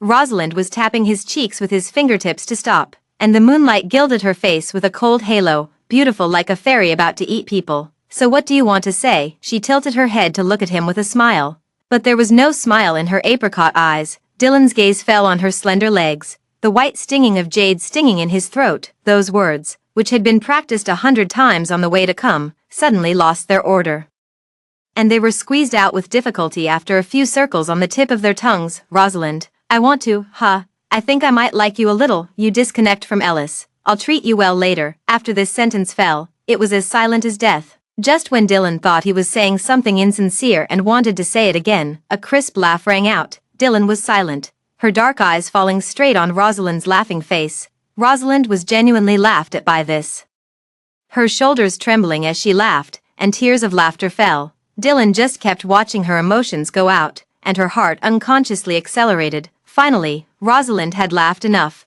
wiped the tears that had spilled from laughter, and looked at him. Her red lips curled. "It's a pity. I don't like you, Rosalind. I'm serious." This sentence was like a sharp knife stabbing straight into Dylan's heart. With his expectation, he was drenched in blood with a fast and accurate stab. Dylan's voice trembled unconsciously as she said this. "I'm serious, Dylan. I don't want to play with you these broken mirror reunions. You're a prodigal son. But what's the matter with me? I've never liked you." Rumble. It was as if time had stood still in this moment. Dylan seemed to hear the tight heartstrings in his body snap. His eyes were bloodshot at an almost visible rate. "What did you say? I didn't like you, or I never liked you in the 3 years of marriage with you. I didn't care how many women you had, how you and Rebecca were." Boom dash. Dylan's ears were full of roars, his heart pounding against his eardrums, and his breathing became rapid. "Impossible. How could you not like me? You don't even want your life to save me. How can you not like me?" Dylan's voice was hoarse, like a drowning man clinging to the last piece of driftwood, staring at her stubbornly. "Who said I was saving you? I was here to save." Before Rosalind could finish speaking, she saw a figure. Her eyes lit up, and she rushed straight into an embrace with the scent of cedar. "Why are you here?" "Pick you up from work." Ellis followed her steadily, his voice soft, but his gaze cold to Dylan. Dylan didn't shy away from him. he suddenly noticed the white shirt on Ellis's body. The same as the one Rosalind had prepared for him, white shirt and black suit the way Rosalind and Ellis get along. Rosalind says that he has never liked him. Rosalind to Ellis, the smile on his face was similar to that on the huge oil painting. And for a moment when he was young, the fragments in his mind that he didn't think of were connected at this moment. An absurd possibility popped into my mind. Dylan dismissed the idea at first, but there was a dull pain in his heart that he couldn't bear. It was straightforward and violent, and the pain was almost spasmodic. He covered his heart with his hands and staggered back a few steps before he could barely hold on. Ellis ignored Dylan's appearance and picked up Rosalind, who hung on him like a koala, and left. The moment the engine started and the window rose, Rosalind accidentally glanced at it and saw the proud son of heaven holding the moon leaning over his chest. The evening breeze ruffled the hair on his forehead. And Rosalind seemed to see that the corners of his eyes seemed to be wet. Dylan slowed down for a long time before he took out his phone with a trembling hand and made a call. Look up Rosalind, starting with her birth certificate, her school records, her entry and exit records, and all her networks, and information about the previous owner of the villa in Moose Yuan. 10 days later, Rosalind received her first endorsement for the collaboration, at 8 o'clock in the evening. She stepped into the box, and when she saw the people inside, the smile on her face froze at the corner of her lips before she could raise it. She didn't have the impression that Dylan was such a stalker, especially after her humiliation. What should be said between the two of them has been made clear. Rosalind just turned around and left. Wait, Dylan stopped her. There are still some things that need to be asked to you. If you don't tell me, we will meet again next time you choose. Rosalind's hand on the doorknob paused. After thinking for a few seconds, she turned around, pulled out a chair and sat down, looking at him. It's a matter of time to ask. We don't need to meet separately in the future. When she saw Dylan, she was annoyed. Dylan lowered his eyes to make tea, and the fragrance of Longjing spread. Talk while drinking. His phoenix eyes were half drooping, and the curling white mist blurred his eyebrows. A little less sharp, Dylan's thin lips were slightly raised. With a smile on her face, and she seemed to be in a good mood. Rosalind always found Dylan odd, a weirdness she couldn't tell, so she didn't touch the tea in front of her. Dylan didn't feel embarrassed in the slightest, and took a sip of tea before looking at her. Like a dormant beast, observing its prey, if it is distracted at all, it will pounce on it and bite off its throat, killing it with one blow. Rosalind, his voice was still lazy and low, even if your liking for me is fake. Have you ever been sincere to me for a moment in these 3 years of marriage? Rosalind was about to speak. Dylan's hand gripping the teacup tightened, his knuckles whitening from excessive force. Rosalind, I'm only asking you this time. You think clearly before answering. Rosalind lowered his eyes and pondered for a moment, as if in thought. A hint of joy flashed across Dylan's face. Yes, right, Rosalind nodded. His voice trembled instantly, like a lit lead.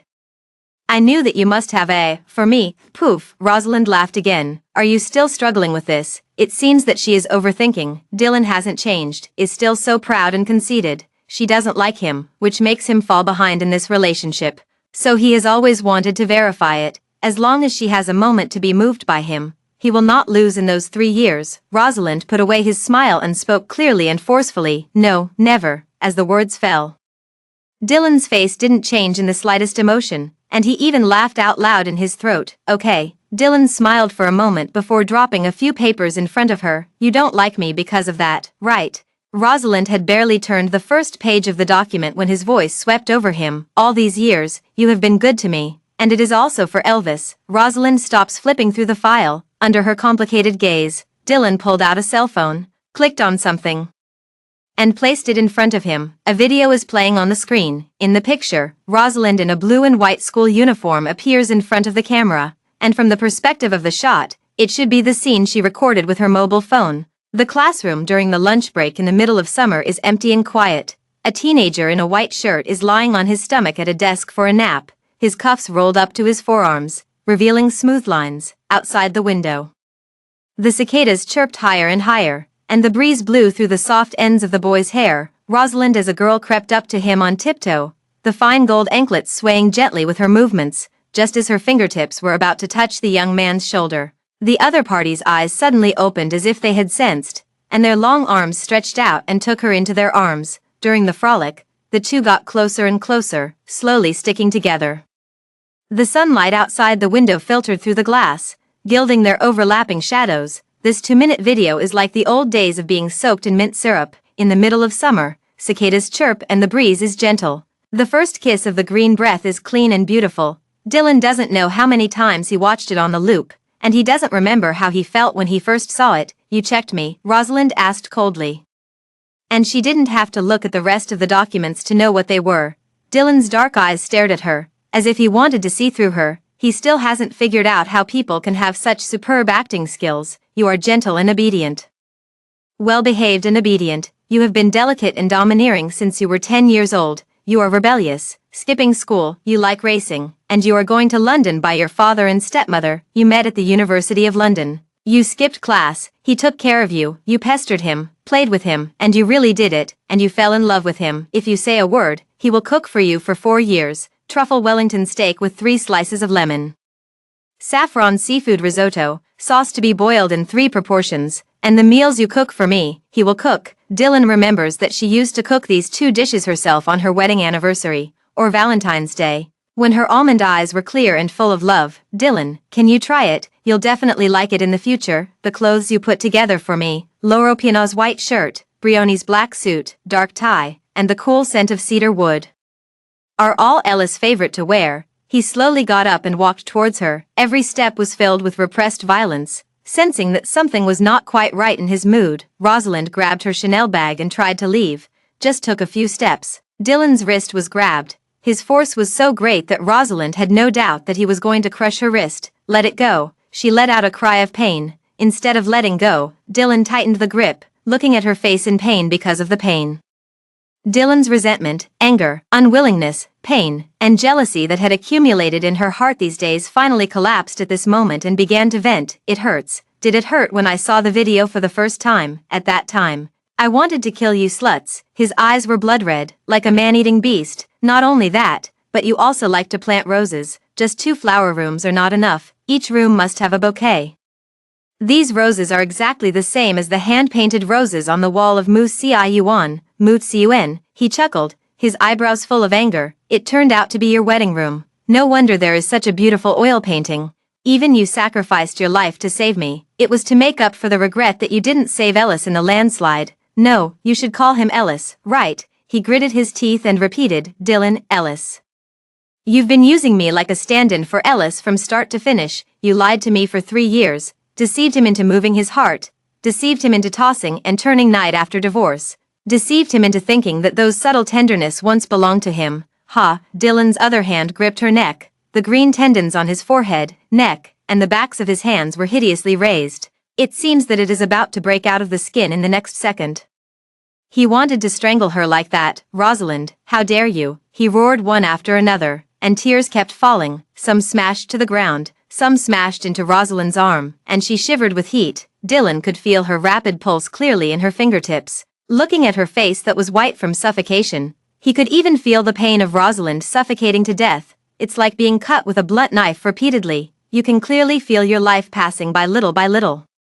But you can only watch. Just when Rosalind felt that he might be strangled to death by him, the strength in her neck relaxed, and fresh air flowed into her lungs, choking her violently. Rosalind paused for a moment before his eyes began to focus again. Making out the room, Dylan's back rested against the wall, his shoulders heaving violently. There were still undried tears on his face. Bang! He punched the wall. Blood snaked down the off-white wallpaper. For a while, in the quiet box, there was only the sound of their breathing. With his other hand, Rosalind rubbed his aching wrist, a red mark on his white jade-like wrist. It looks shocking. She looked at Dylan and said slowly, it's true that I'm sorry for you by using you as a stand-in. But in those 3 years of marriage, you didn't cut meat with a blunt knife to me. I needed someone like Ellis to live on driftwood. And you needed a wife who was perfect and generous and would never interfere in your life. We take what we need. She didn't feel guilty about Dylan's appearance. In those 3 years, she was really good to him, but he really hurt her. So, she has nothing to be sorry for Dylan. Dylan was still in his previous position, not moving. His left hand still shaking, blood dripping from the wound on the back of his hand on the expensive carpet between his fingers. Now that everything is torn, you've got enough of it. If nothing else, you don't have to say goodbye again. With that, Rosalind wanted to leave, but behind him, Dylan's voice came, no need to say goodbye. He laughed hoarsely. I'm afraid it won't work. Rosalind stiffened and jerked his head back. What do you mean? Before he could finish speaking, he felt a sense of dizziness, and the light shattered into a stream of fireflies, exploding a piercing white on the retina. In her last consciousness, a pair of big hands caught her steadily. Rosalind opened his eyes again and found himself in a moving vehicle. The neon outside the car window is gradually thinning, and the shelter forest next to the national highway is flying backwards, obviously in the direction of leaving Beijing. Dylan in the front row has one hand on the steering wheel and the other to answer the phone. Lead Ellis to the deep. Is the house ready? Okay, thanks. After hanging up the phone, he looked at her through the rearview mirror, and his thin lips hooked up a smile. My cheap brother, I really care about you. Dylan's fingers casually tapped on the steering wheel. In order to find you, he did not hesitate to bear the infamy of abuse of power, and even dared to activate the lockdown plan. Rosalind wanted to speak, but didn't have the strength. His limbs were so weak that he could only lean back on his seat. She stared at Dylan indignantly, but her watery apricot eyes were red with anger. The tip of Dylan's heart softened inexplicably, and the tip of her tongue pressed against her back molars. TSK. If you weren't so good at pretending back then, don't pretend to be gentle, don't pretend to be generous. Maybe I've been hooked by your fierce look, he sighed. Perhaps, we have already become a real husband and wife, and we may have children. Neuropathy. Rosalind was disgusted by his words. Rosalind doesn't remember how many times Dylan took her around, how many cities she changed. The first few times she changed cars, Dylan led her out of the car. In the next few sections, every time she changed cars, her eyes were covered with a black cloth, and Dylan carried her out of the car the whole time. On the 5th day, the car stopped at a villa. Someone is reporting something to Dylan. Rosalind pushed the door open and ran back. Dylan caught a glimpse of it. The corners of his mouth lazily hooked, but he didn't move. The housekeeper who reported next to him trembled and quietly wiped his sweat. I'm afraid that there is something that dissatisfies this young master. The house is not bad, the money has passed. Dylan didn't lift his head, and his fingertips swiped over the mobile banking interface. The butler immediately put on a flattering smile and said a few auspicious words about the new house, among them the sentence, "This courtyard Tibetan wind gathers chi and the four waters return to the church.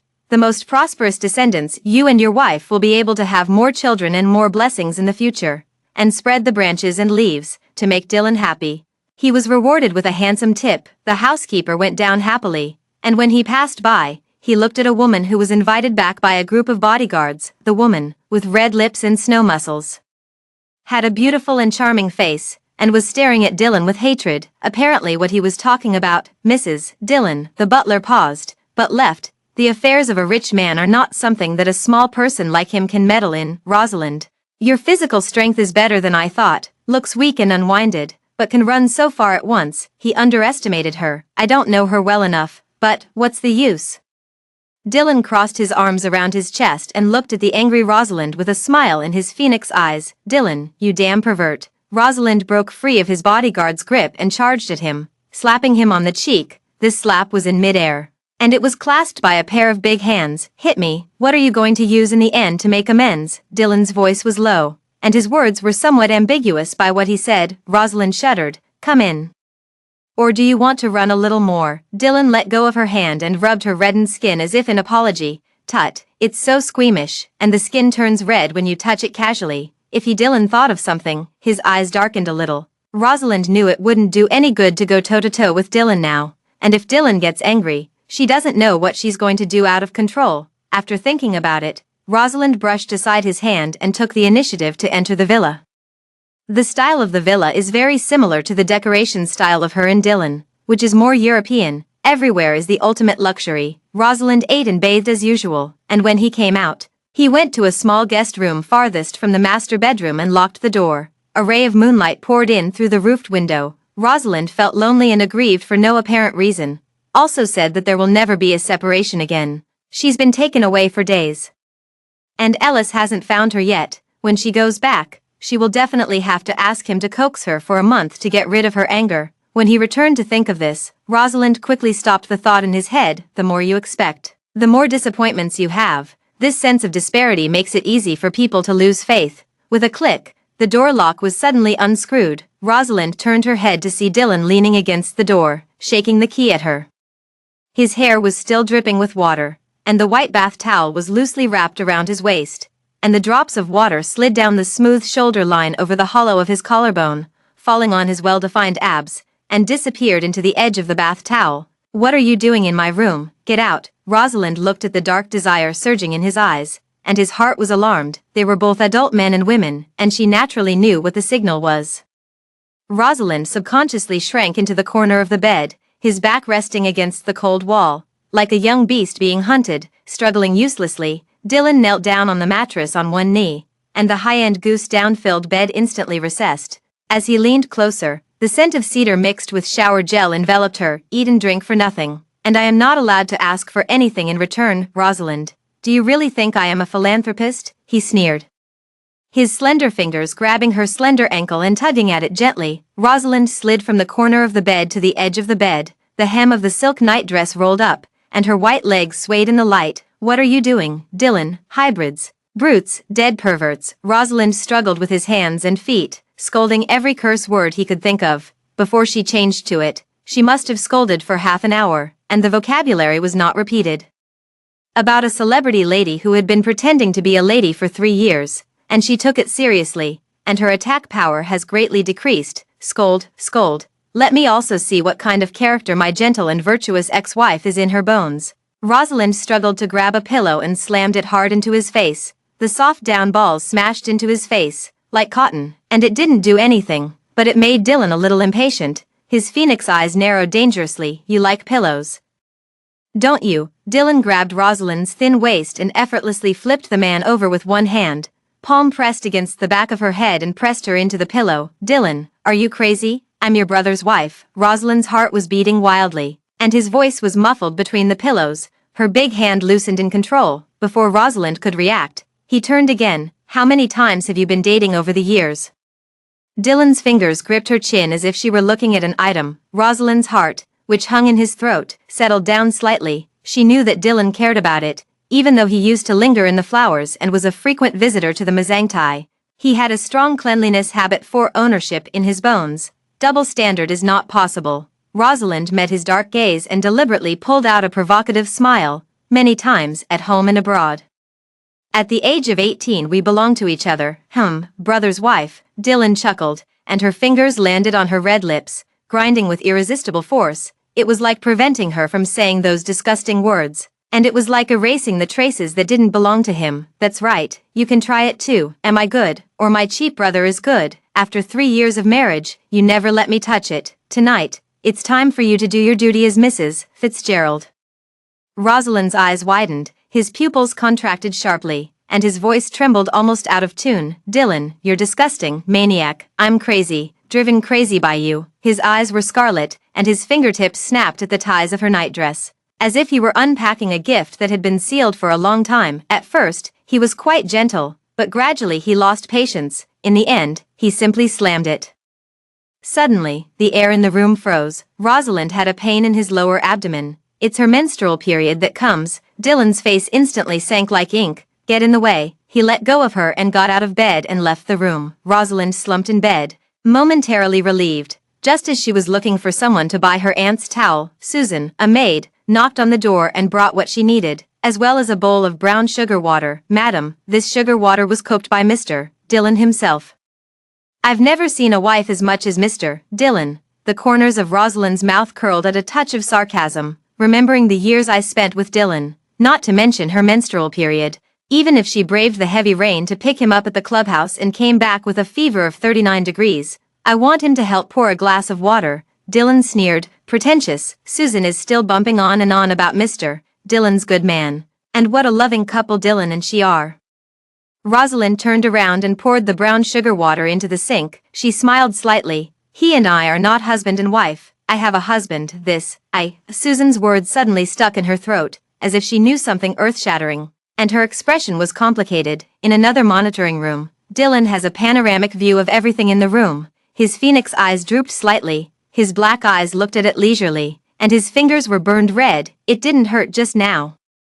At this moment, it was like being run over by a blunt object, not the sharp pain of a sudden explosion, but the rusty gear slowly running over the flesh, and the pain again and again. On the second day, when I had breakfast, Rosalind casually fiddles with the cordyceps matsutake pigeon egg porridge in the bowl. "I don't have an appetite. I want to eat diamond strawberries from Cape Town." South Africa, melons from Yubari City, Hokkaido, and gold leaf Musang King durians by air.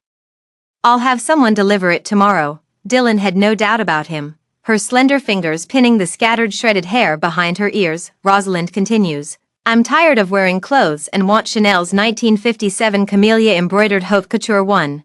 Hermes' new matte Himalayan crocodile leather bag. He continues. The front is just foreshadowing, and this sentence is true. These unique products, which are often hundreds of millions of dollars, are purchased in bulk and sent to a remote place. How can they make a little splash in the upper circle? Dylan didn't reply as quickly as he had in the previous sentence, but looked at her steadily. Rosalind preemptively threw the jade spoon in his hand on the table with a snap, making a crisp sound. Didn't you say you liked me? The corners of Rosalind's mouth curled into a sarcastic smile. Why can't you bear it? You're so much more generous to Rebecca than I am. In the years I was married to you, you didn't give me anything, and now you say you want to pursue me, and you won't give me these things. I've been disconnected from Rebecca, and now I have nothing to do with her, so you don't have to be jealous of her. Who eats her vinegar? Forget it. I don't want anything, and I can't expect anything from you. Rosalind's voice rose suddenly. Dylan looked at her fixedly, and suddenly laughed. Neurotic. Rosalind suddenly panicked. Dylan reached out and touched her little furry head, and said with a smile in her voice, I like your stingy and possessive appearance. It's much more pleasing to the eye than the way you used to say things against your will. Rosalind. She endured her nausea and didn't speak. For 3 days in a row, Rosalind didn't stop buying some luxury items. Sotheby's pigeons, blood rubies, and gilded animal heads in foreign museums waited for days without any news. On the 4th day, Rosalind sat on a white goose-down carpet and didn't even want to dismantle anything. A pair of powerful arms encircled her from behind. Why don't you tear it down? If you buy more, you have a better chance of being discovered by Ellis. Do you want to buy more? Rosalind's body froze. Dylan was pleased with her response. The tip of her nose rubbing against her reddened ear, the warm flap of her lips pecking at her earlobe. I forgot to tell you. He paused deliberately, his fingertips slowly running across her tense back. The luxury items you bought have gone around more than a dozen cities, and Ellis should still be checking them one by one. The moment the words landed, all the emotions that had accumulated in Rosalind's chest exploded. She pounced on Dylan like a young beast with its head crushed to pieces. Rosalind took a bite into the great artery in Dylan's neck. She used almost all her strength, eager to phlegm his flesh.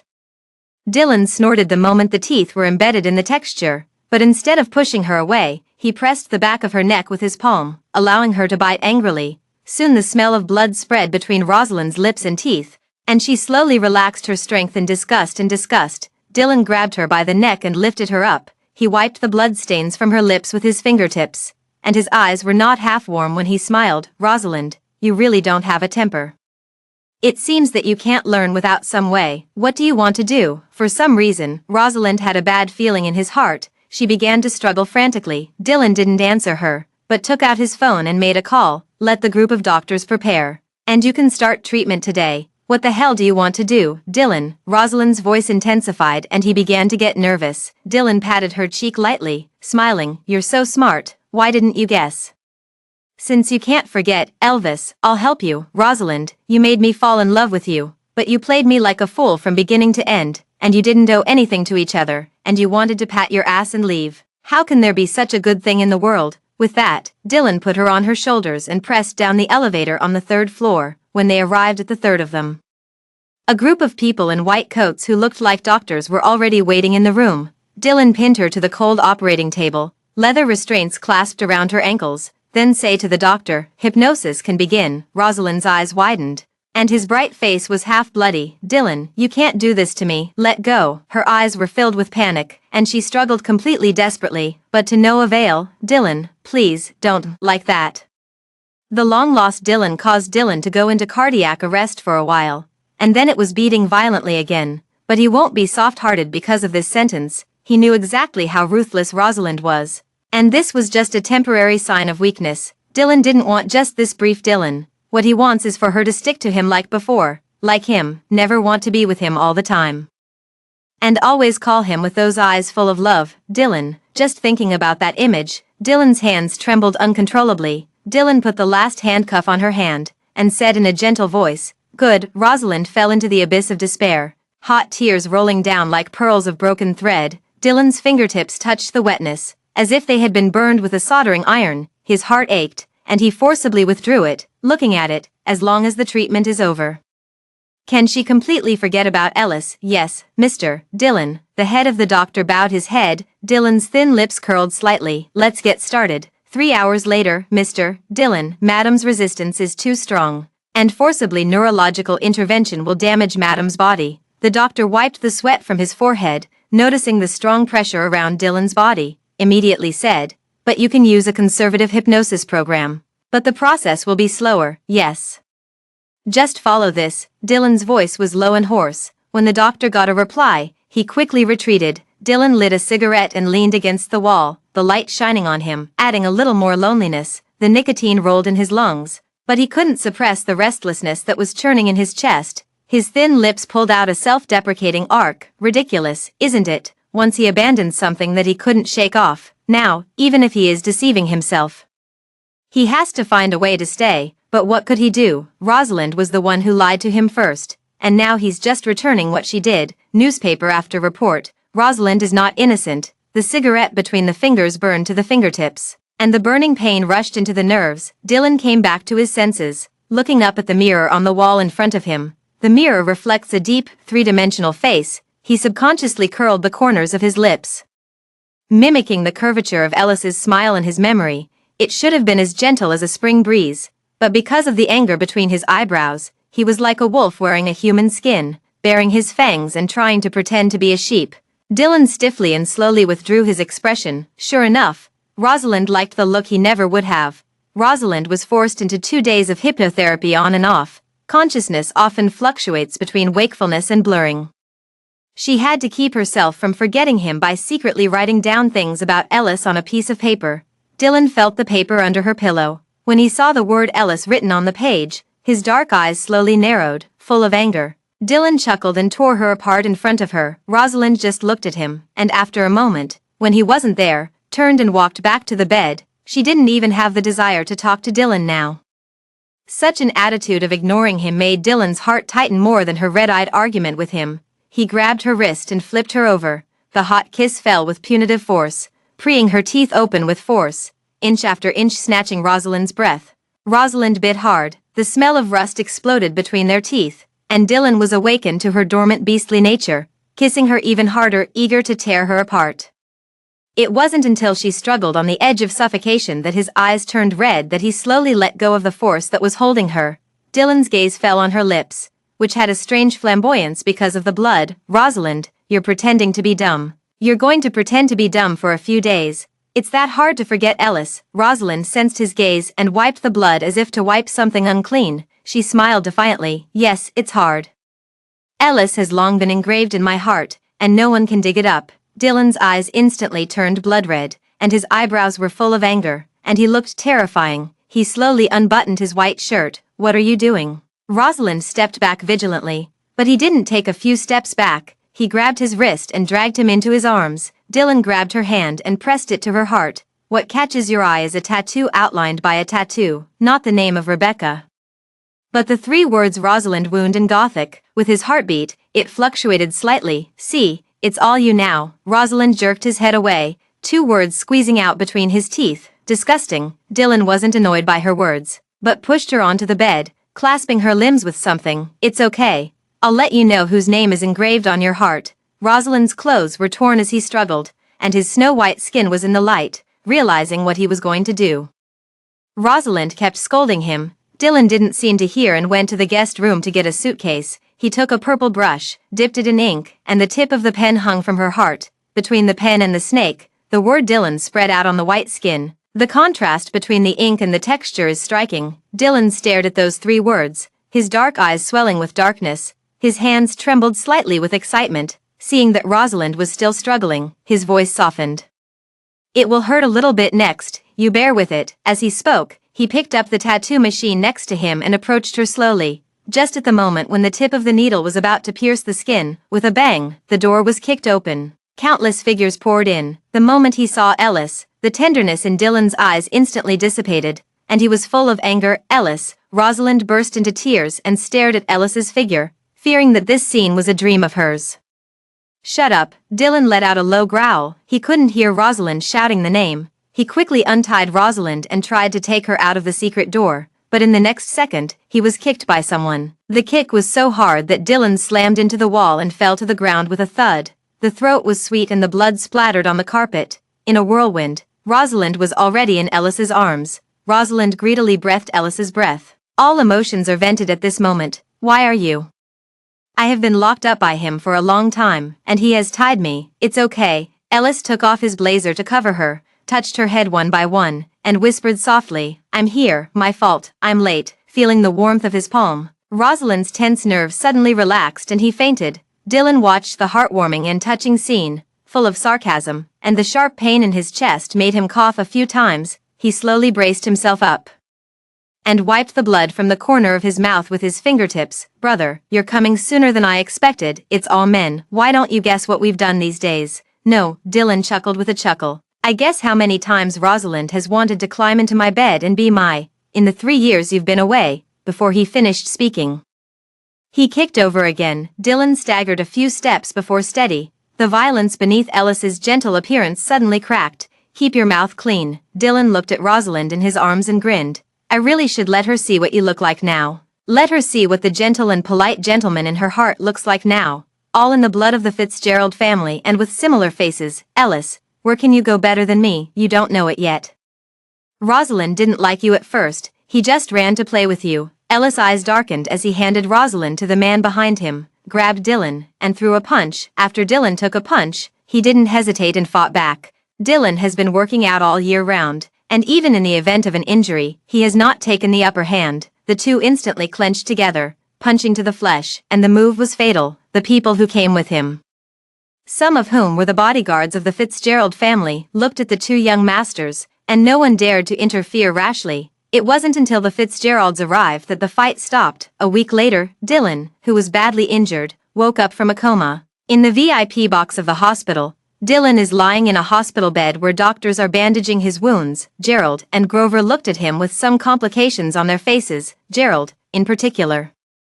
He didn't expect Dylan to lock up Rosalind for so many days. At this moment, no matter how stupid he was, he could see what Dylan had in mind for Rosalind. If his woman used him as a stand-in for other men, he would probably go crazy too. They are all men, and he naturally understands the inferiority of these men. Grover was fine. It felt expected and unexpected. He used to feel disobedient when he watched Rosalind circulate Dylan, who would pour all their enthusiasm into a person without warning, even at the expense of giving up their self-esteem and lowering their bottom line, just to stay by the side of the person they like. But Rosalind's acting skills year after year have fooled them all. Grover poured Dylan a glass of water and told him about the past few days. Rosalind woke up traumatized, and Ellis accompanied her in psychotherapy. In addition, their wedding date was announced. Dylan's hand in the cup pale as he paused. Gerald also interjected, I underestimated Ellis's kid. He looked like a decent man, and he was about to turn the capital over in order to find a Rosalind. Gerald's voice was gloating. But Dylan, don't worry, Ellis has used the above forces this time, and the Fitzgerald family has been affected a lot. And your old man has been against Ellis. He was also angry. Gerald also shook out some of Ellis's things one by one to make Dylan angry. Dylan, Grover snapped. Dylan and Gerald looked at him at the same time. Grover thought for a moment, then said, you can let Rosalind go. It's still possible for you and her to be another man, but Ellis is your brother, and the Fitzgerald family won't let you touch her. You also know the character of the old man. He can't see the brothers fighting each other the most. You and Ellis keep fighting like this, and the first person to be injured must be Rosalind. When these words fell, there was silence in the ward. Even Gerald, the most impetuous of the people, swallowed the words in his throat. That's the reason, if others can still rob it without scruples. But this is his brother-like family background. The key is the love of Ellis and Rosalind. This, how to rob, huh? Dylan chuckled. He glared at Grover in a sarcastic tone. Before you persuaded me, why didn't you let go of the would-be Aunt Selina who was taken from your uncle? Dylan, there was a crack in Grover's usually inconspicuous face. The three words, quasi-aunt, are like a stinger, accurately piercing into the most secret forbidden area under his eyes. Look, Dylan's pale face smirked. Everyone understands the truth, but the knife only knows what it means to be piercing. Gerald looked at Dylan and then at Grover. And only thought that one head and two were bigger. This is the end of the topic. Gerald and Grover talk to Dylan about something else and leave the room. The sunlight outside the window cut diagonally into the room, casting warm orange spots on the sheets. Dylan stared at the light and shadow, and suddenly remembered the summer when he first met Rosalind. He had just won the off-track race with his friends on the Ring Mountain Road and was just about to celebrate. A small green figure suddenly crashed into his arms, and his thin arms wrapped around his waist and abdomen. The girl hugged him, her voice was muffled, and she said something one after another. Dylan listened for a few moments before she could understand what she was saying. Dylan. She was calling his name. The air around him froze for a moment, and then burst into laughter a few seconds later. The boys carnivalied, whistling and coaxing. Dylan, this little girl seems to be different from the past, and her personality is much more open. Some of the ladies looked at Rosalind with grievances. Dylan's phoenix eyes were lowered, and her voice was lazy. Let go. But instead of letting go, the girl on her body grabbed tighter. Like a drowning person grasping the last piece of driftwood for survival, Dylan snorted, grabbed her by the back of the neck like a fried kitten, and lifted her up. Under the sun, a bright and charming face came into his eyes. The loose matcha green knitted suspenders on the girl's body slipped off half of her shoulders, and the pair of apricot eyes that had cried seemed to contain spring water, rippling and rippling, like a rose that had been soaked in water. Which made people can't help but feel sadistic. Dylan's heart stopped beating for a moment. Hey, you're still a big beauty, Dylan. You used to think that the celebrities in the circle were vulgar, but this time you can be regarded as bumping into the daughter of a real fairy. Which family is this? It looks like the third young lady of the family. What is it called? Rosalind. As the discussion erupted, Rosalind and Dylan looked at each other. Rosalind looked at him greedily, his gaze tracing his deep, three-dimensional silhouette inch after inch. Resemble, too much like her Ellis. She thought she would never see him again. You know me. Dylan spoke leisurely. Perhaps. Her beautiful eyes were clear and clean, different from the naked desire and ambition in the eyes of women who wanted to cling to him, and he rarely asked her. Rosalind came back to his senses, wiped his tears, and raised a smile. I don't know, but I like you. Dylan shoved her away. Lie. Still called his name. The second time meeting Rosalind was at the wine. She came to the field and said, Dylan, I like you. He had a bad thought. Like me, I like obedient women. He had her drunk. Rosalind was so drunk that he couldn't even stand on his feet, but he was still accurate, staggered to him, grabbed his suit, and didn't speak. Quietly. The third time was at a banquet, when she was talking with the Miles family and his mother, and when she saw him, a smile appeared on her face. Dylan, let's get to know you formally. I'm your future wife. Dylan has lived for 20 years, and it is the first time that such a woman has been taken care of. He pressed the tip of his tongue against his back molars and patted her face with his hand. So patient. Okay, then it's up to you to take Mrs. Fitzgerald's place.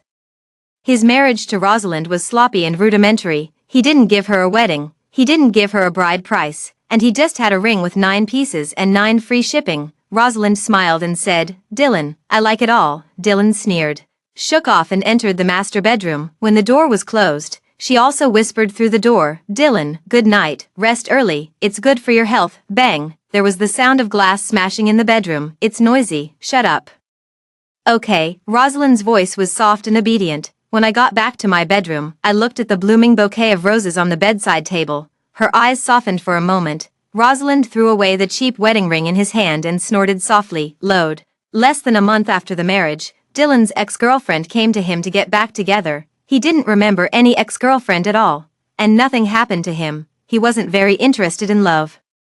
And no matter how much those women pretended, they couldn't hide the desire and ambition on their faces. But some parties needed a pastime to play with. He refused several times, never expecting to see his ex-girlfriend in his marital room. The woman sat on the couch crying, and his obedient and well-behaved wife, Rosalind, handed the woman a tissue and comforted her softly. Seeing him, Rosalind raised a gentle smile. Do you want to talk to her? What did you say? Dylan's eyes froze instantly. You let me talk to her. She cried very sadly. Rosalind wasn't the virgin heart, but watching the woman in front of her cry reminded her of the time she had just lost Ellis. Besides, today is Ellis's death day, and she doesn't want to serve Dylan today. Bang! Dylan suddenly kicked over the coffee table in front of him. Glass ballast splattered all over the floor. Both women jumped at the same time. Rosalind didn't know what he was angry again, and just tried to appease him. Dylan chuckled and looked at her slowly. Mrs. Fitzgerald is really considerate. and even cares about the junior so thoughtfully, then I will live up to your kindness." As he spoke, he grabbed his ex-girlfriend's waist and walked to the master bedroom. He slowed down, waiting for Rosalind to call him. But until the moment he stepped into the master bedroom, Rosalind didn't say anything. The moment he closed the door, he deliberately looked at it. And Rosalind didn't even look at it, picked up his bag and rushed out. Day 2. Dylan deliberately dragged Rosalind to the master bedroom and let her clean the battlefield with her own hands. He arranged for his ex-girlfriend to have a with other men in this bed last night. Seeing the mess on the ground and the ambiguity in the air, Rosalind's face turned pale for a moment. "When Mrs. Fitzgerald got married, didn't you say you would do anything if I spoke?"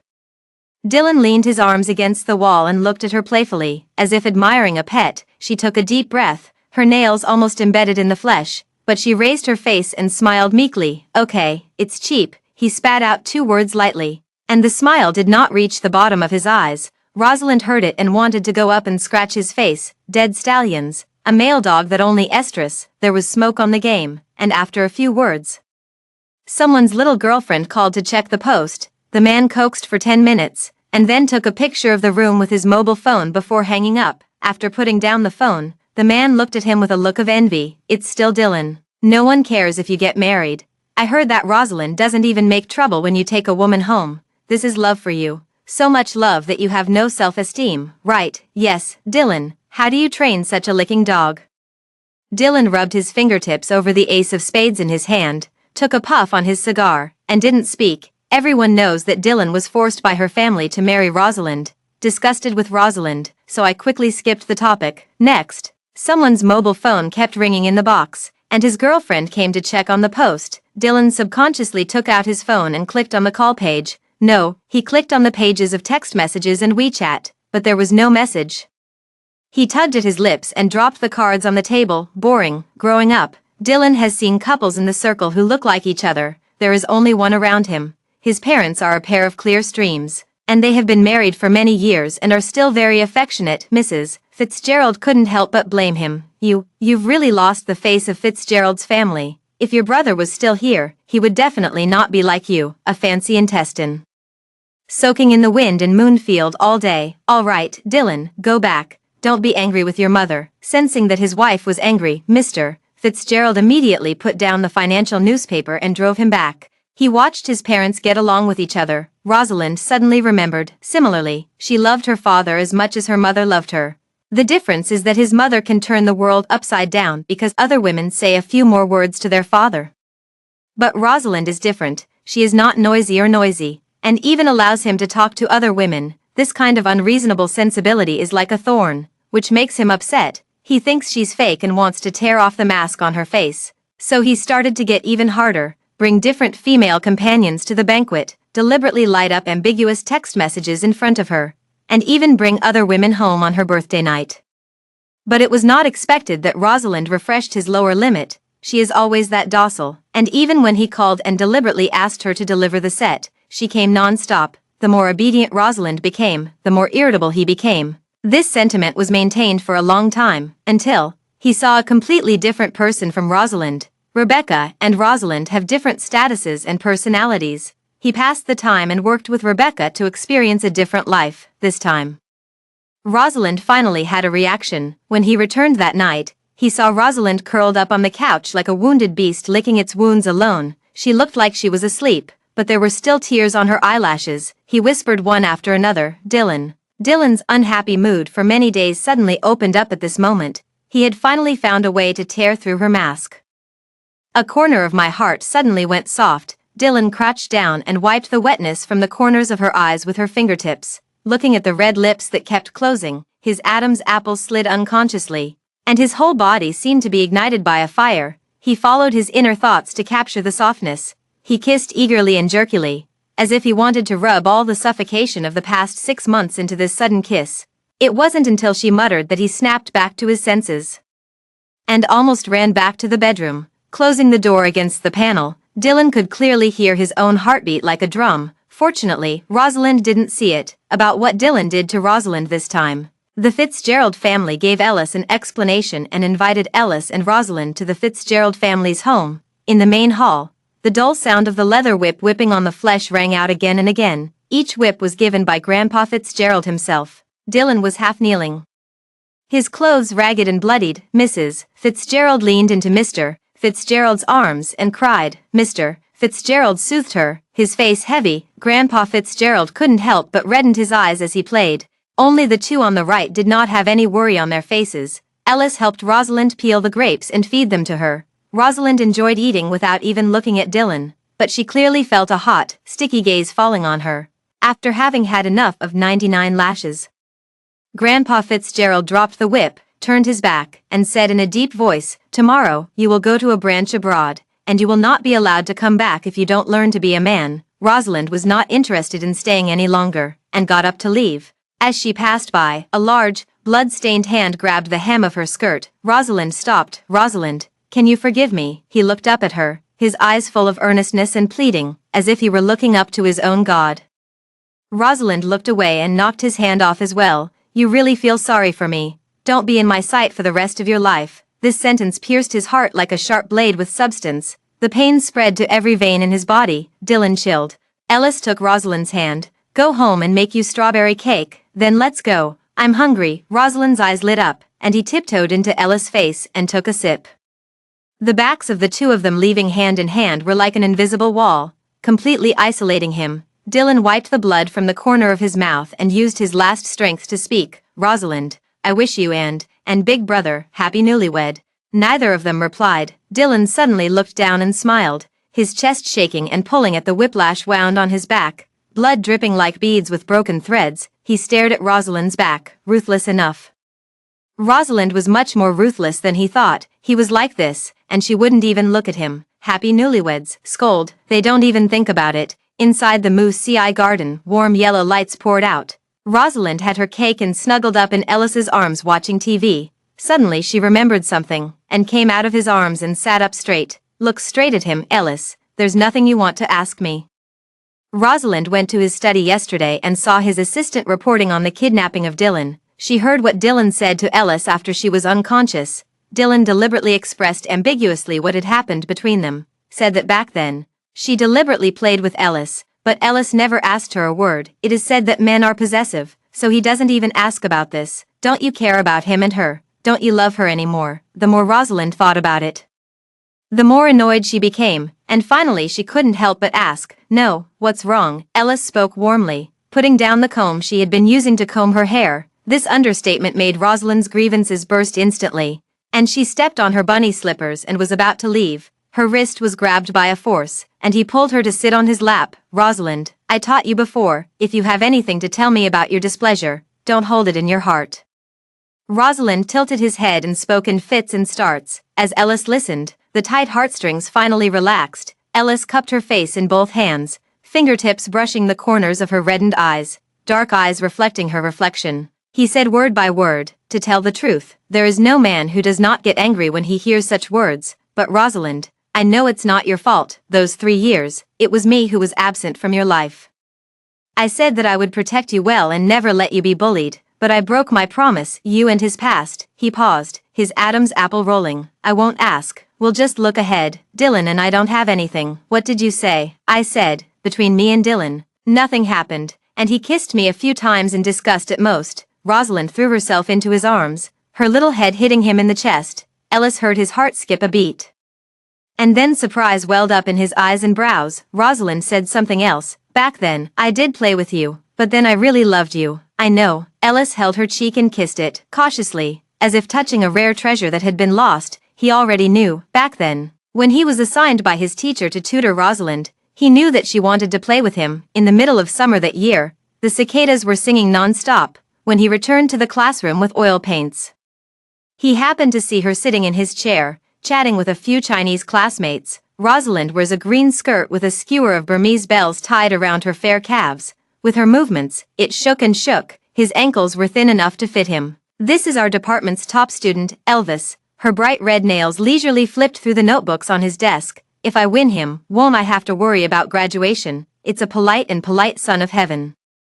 And it just so happens that I haven't played this one yet." Ellis' grip on the sketchpad tightened. His knobby fingers whitened and the tips of his ears reddened slightly. his first feeling was not the snickering joy noticed by the girl he liked, but the overwhelming inferiority. Rosalind is the eldest lady sent by the family, and any ornament is his rent for several years, and he was thrown away in a welfare home abroad since he was a child. And he was an orphan who completed college with scholarships and grants. There was a moat between them. Although he had a simple background, because of his artistic attainments, he never felt inferior in this aristocratic college. But for the first time in his life, he had an inferiority complex in front of the girl he liked. But even so, he didn't want to give up the only possibility. He knew that she liked the way he looked, so he would hook her appropriately. Dylan was right. He did have the blood of the Fitzgerald family, and he had dark and despicable thoughts in his bones. He would quietly collect the objects she had left behind. Her cherry band was hung by him in his school bag as a pendant. The school uniform she threw away, he chose not to return it to her after washing it, and did something in the middle of the night that he didn't dare to think about during the day. He would paint her as he painted, and in his safe. There were hundreds of Rosalind and thousands of poses. Fortunately, he was luckier than Dylan. He was fortunate enough to meet, and possess, the moon in his heart. A year later, Rosalind and Ellis had a daughter named Tess. June coincided with Grandpa Fitzgerald's 80th birthday, and Tess was taken away at the banquet. Everybody is looking. On a suburban road, a matte black Koenigsegg, the baby's cry came and went. Dylan looked at the little guy who was being held by his assistant. Tess cried and her little face flushed, and her dark eyes were like two black grapes. Like Rosalind, "Sir, I'm afraid this child is hungry. I'm going to get her some milk powder." The man snorted through his nose, which was considered a reply. The assistant breathed a sigh of relief. Fortunately, his boss was not so mad that he couldn't get along with a child. When the assistant got off the train, all that was left in the carriage was constant crying, and Dylan's temples jumped in the noise. Picked up Tess with a cold face, pinched her face, and scolded, "Little wild seed, shut up." Tess suddenly stopped crying. His fleshy little hands grabbed his fingers, and his lips moved milkily. "Horn, horn." Dylan's heart shrank suddenly, as if it were being clenched by an invisible hand. He reached out and touched Tess's cheek. Tess chuckled, saliva dripping down his chin on his tailored suit. Dylan's eyes were red, and he couldn't help but wonder if he and Rosalind would be so cute if they had children. That evening, Rosalind received a photo. In the photo, Tess is wearing an ill-fitting princess dress, with her little hands tugging at Dylan's tie. "Come to Zurich tomorrow and tell Ellis that Tess will be thrown into the sea to feed the sharks." Rosalind's fingers trembled, and he went to Zurich almost as fast as he could. "Dylan, give me back the Tess." The moment he saw Dylan, Rosalind went crazy and took his bag and smashed him. The man, however, seemed unconscious, his gaze tracing her face delicately. Rosalind is still so good-looking, probably because she gave birth to a child. There is a hint of charm between her eyebrows, and the corners of her angry eyes are red, like ripe peaches, rippling and beautiful. Dylan's Adam's apple rolled down, gripping her white, slender wrist. "It's a bigger temper when you have a baby." He glanced at the assistant, who immediately went and picked up Tess. Tess blushed and cried as she had been fed warm milk, as if she felt her mother's presence. The moment Rosalind saw Tess, his pupils constricted and he was about to pounce. "Tess," her voice was crying, and as soon as her fingertips touched her daughter's soft cheeks, she was pulled back into Dylan's arms. His warm breath was in her ears. "You stay, she will go home tonight. Let me send her back first. I'll come back again, okay?" Rosalind's voice trembled, and his eyes were fixed on the daughter in his assistant's arms. Dylan slapped her face with a smirk. "Rosalind, do you think I'll still believe you?" As he watched his daughter be carried out of the hallway, Rosalind closed his eyes and tears streaming down his cheeks. In the 3rd month of his stay in Zurich, Dylan's property was sold, and Rosalind did it. When Dylan found out, she didn't get angry, but rubbed her face with a smile. Like a couple grinding their sideburns. "You're spending so much money now. Rest assured, I won't starve you." In order to celebrate her birthday, Dylan went to the underground boxing arena to fight black boxing. After 10 games, his left eyelid was swollen like a walnut, his face was bruised, and his silk shirt was soaked with sweat and blood. He carried a delicate cake and a couture skirt of great value, and with every step he took, blood dripping down the bluestone slab from his trousers. Stumbling home, he took a shower. Rosalind was picked up, gifts and cakes were laid out, and a hoarse voice sang her birthday song. Rosalind took a few bites of the cake and, as Dylan was about to eat, made a pop and pushed an entire piece of cake to the ground. With the sound of the porcelain plate shattering, she saw his pupils shrink. Dylan's crouching motion touched his ribs, and he let out a muffled pain, and he didn't pick up the cake again. Instead, He rubbed the cream from the corner of her lips with his fingertips and put it in his mouth. Rosalind looked at the bruised bruises under his eyelids and sneered. That's cheap. She gave him back what he had said. Dylan laughed. The wound on his face being ripped and his heart tightened in pain. His voice was hoarse and contented. Rosalind, it's sweet. In her 4th month in Zurich, Rosalind was captured by Dylan's enemies, and she did it on purpose. The boss of the second gang pressed the barrel of his gun to her temple and fired at Dylan. Waste a leg, and your woman will pay you back. Dylan didn't hesitate, grabbing the handle of the fire axe on the ground and smashing his leg, again and again. He was afraid that Rosalind would be worried, and his voice slowed. Rosalind, good, don't look this way. In the huge warehouse, all that echoed for a long time was Dylan's muffled snort, when many of his subordinates saw this scene. Several of them subconsciously turned their faces away and couldn't bear to look at it. I don't know how long it took for everyone to leave, but Dylan dragged his deformed legs in front of Rosalind and wrapped her coat around her. Rosalind smelled the strong smell of rust in the air, and his mind was mixed. Dylan, why are you doing that? Dylan laughed, limping and slowly carrying him home, leaning against the wall every 3 steps to catch his breath, but he was still reassuring her. I'm sorry. Rosalind, give me 3 more months, and I will definitely let you live the carefree life you used to. Rosalind bumped into his dark eyes, which reflected hers, and quickly moved away. In his 8th month in Zurich, Rosalind fell ill, vomited blood with a fever every day, and could not get better. In order to give her a blood transfusion, Dylan lost her skinny appearance, and the whole person became even more terrifying. Rosalind's illness still didn't get better. In the snow of -30 degrees, Dylan prostrated step by step towards the famous local temple. Heavy snow fell on his hair, dyeing his black hair white. Every time he bent down, his knees crushed into bloody snow on the stone steps. Lonely and pitiful, Rosalind gathered the silver fox fur on his body, and took the warm baby he bought to keep warm, as if he didn't see it, on Chinese New Year's Eve. Dylan returns home to save Rosalind. He couldn't afford to gamble on Rosalind's life. In the car, he hugged Rosalind and rubbed her face. It's okay, I'll definitely make you better. We're home. Well, today is the new year. I'll give you all my blessings, Rosalind, and you'll be well. As the car continued to drive, Rosalind smiled as he looked at the sign outside the window and the sign of the city of Beijing. The car stopped, and Dylan was about to carry her out of the car. Surrounded by a lot of cars, Rosalind's eyes lit up when she saw Ellis slowly walking towards her, but the next moment her eyes were red, and she saw Ellis's hair, half white. He was not yet 30 and had gray hair. The moment Ellis saw Rosalind, his lifeless heart, as if it had been reinfused with blood, was beating wildly. I'm here, Ellis spoke slowly. He walked towards Rosalind step by step, not daring to go too fast, for fear of another dream. Rosalind struggled as well. Dylan froze and looked at her. Rosalind, you're not sick. He knew that she had deliberately sold his property, and that she had deliberately been caught by his enemies. He didn't blame her. He had hurt her, and if he could make up for it, he was willing. Rosalind pushed him away with all his might. Of course, I pretended. Dylan sat down in the snowdrift, crying and laughing as she watched her hair raise as she threw herself into another man's arms. Almost crazy. Ha ha ha ha ha, you're okay. You're fine, it's okay. Rosalind glanced back at him, a somewhat complicated expression on his face. Mom, a crisp childish voice sounded. Tess, who could already walk, walked towards her on her short legs. Rosalind laughed, ignored the man behind him, and ran forward. The snow was slowly falling, and Dylan saw the family of 3 hugging each other tightly. Rewind time to London many years ago, during Dylan's winter break from college. She went skiing in London and met a girl in a pink ski suit. The curvature of her poles when she turned was similar to his usual competitive stance. The two crossed the finish line in parallel like a mirror, and the electronic screen jumped out of the tie for first place at the same time. Snow particles refract diamond-like light in the sunlight. After the show, Rosalind took off his helmet and subconsciously looked for Dylan in a blue ski suit. I want to get acquainted.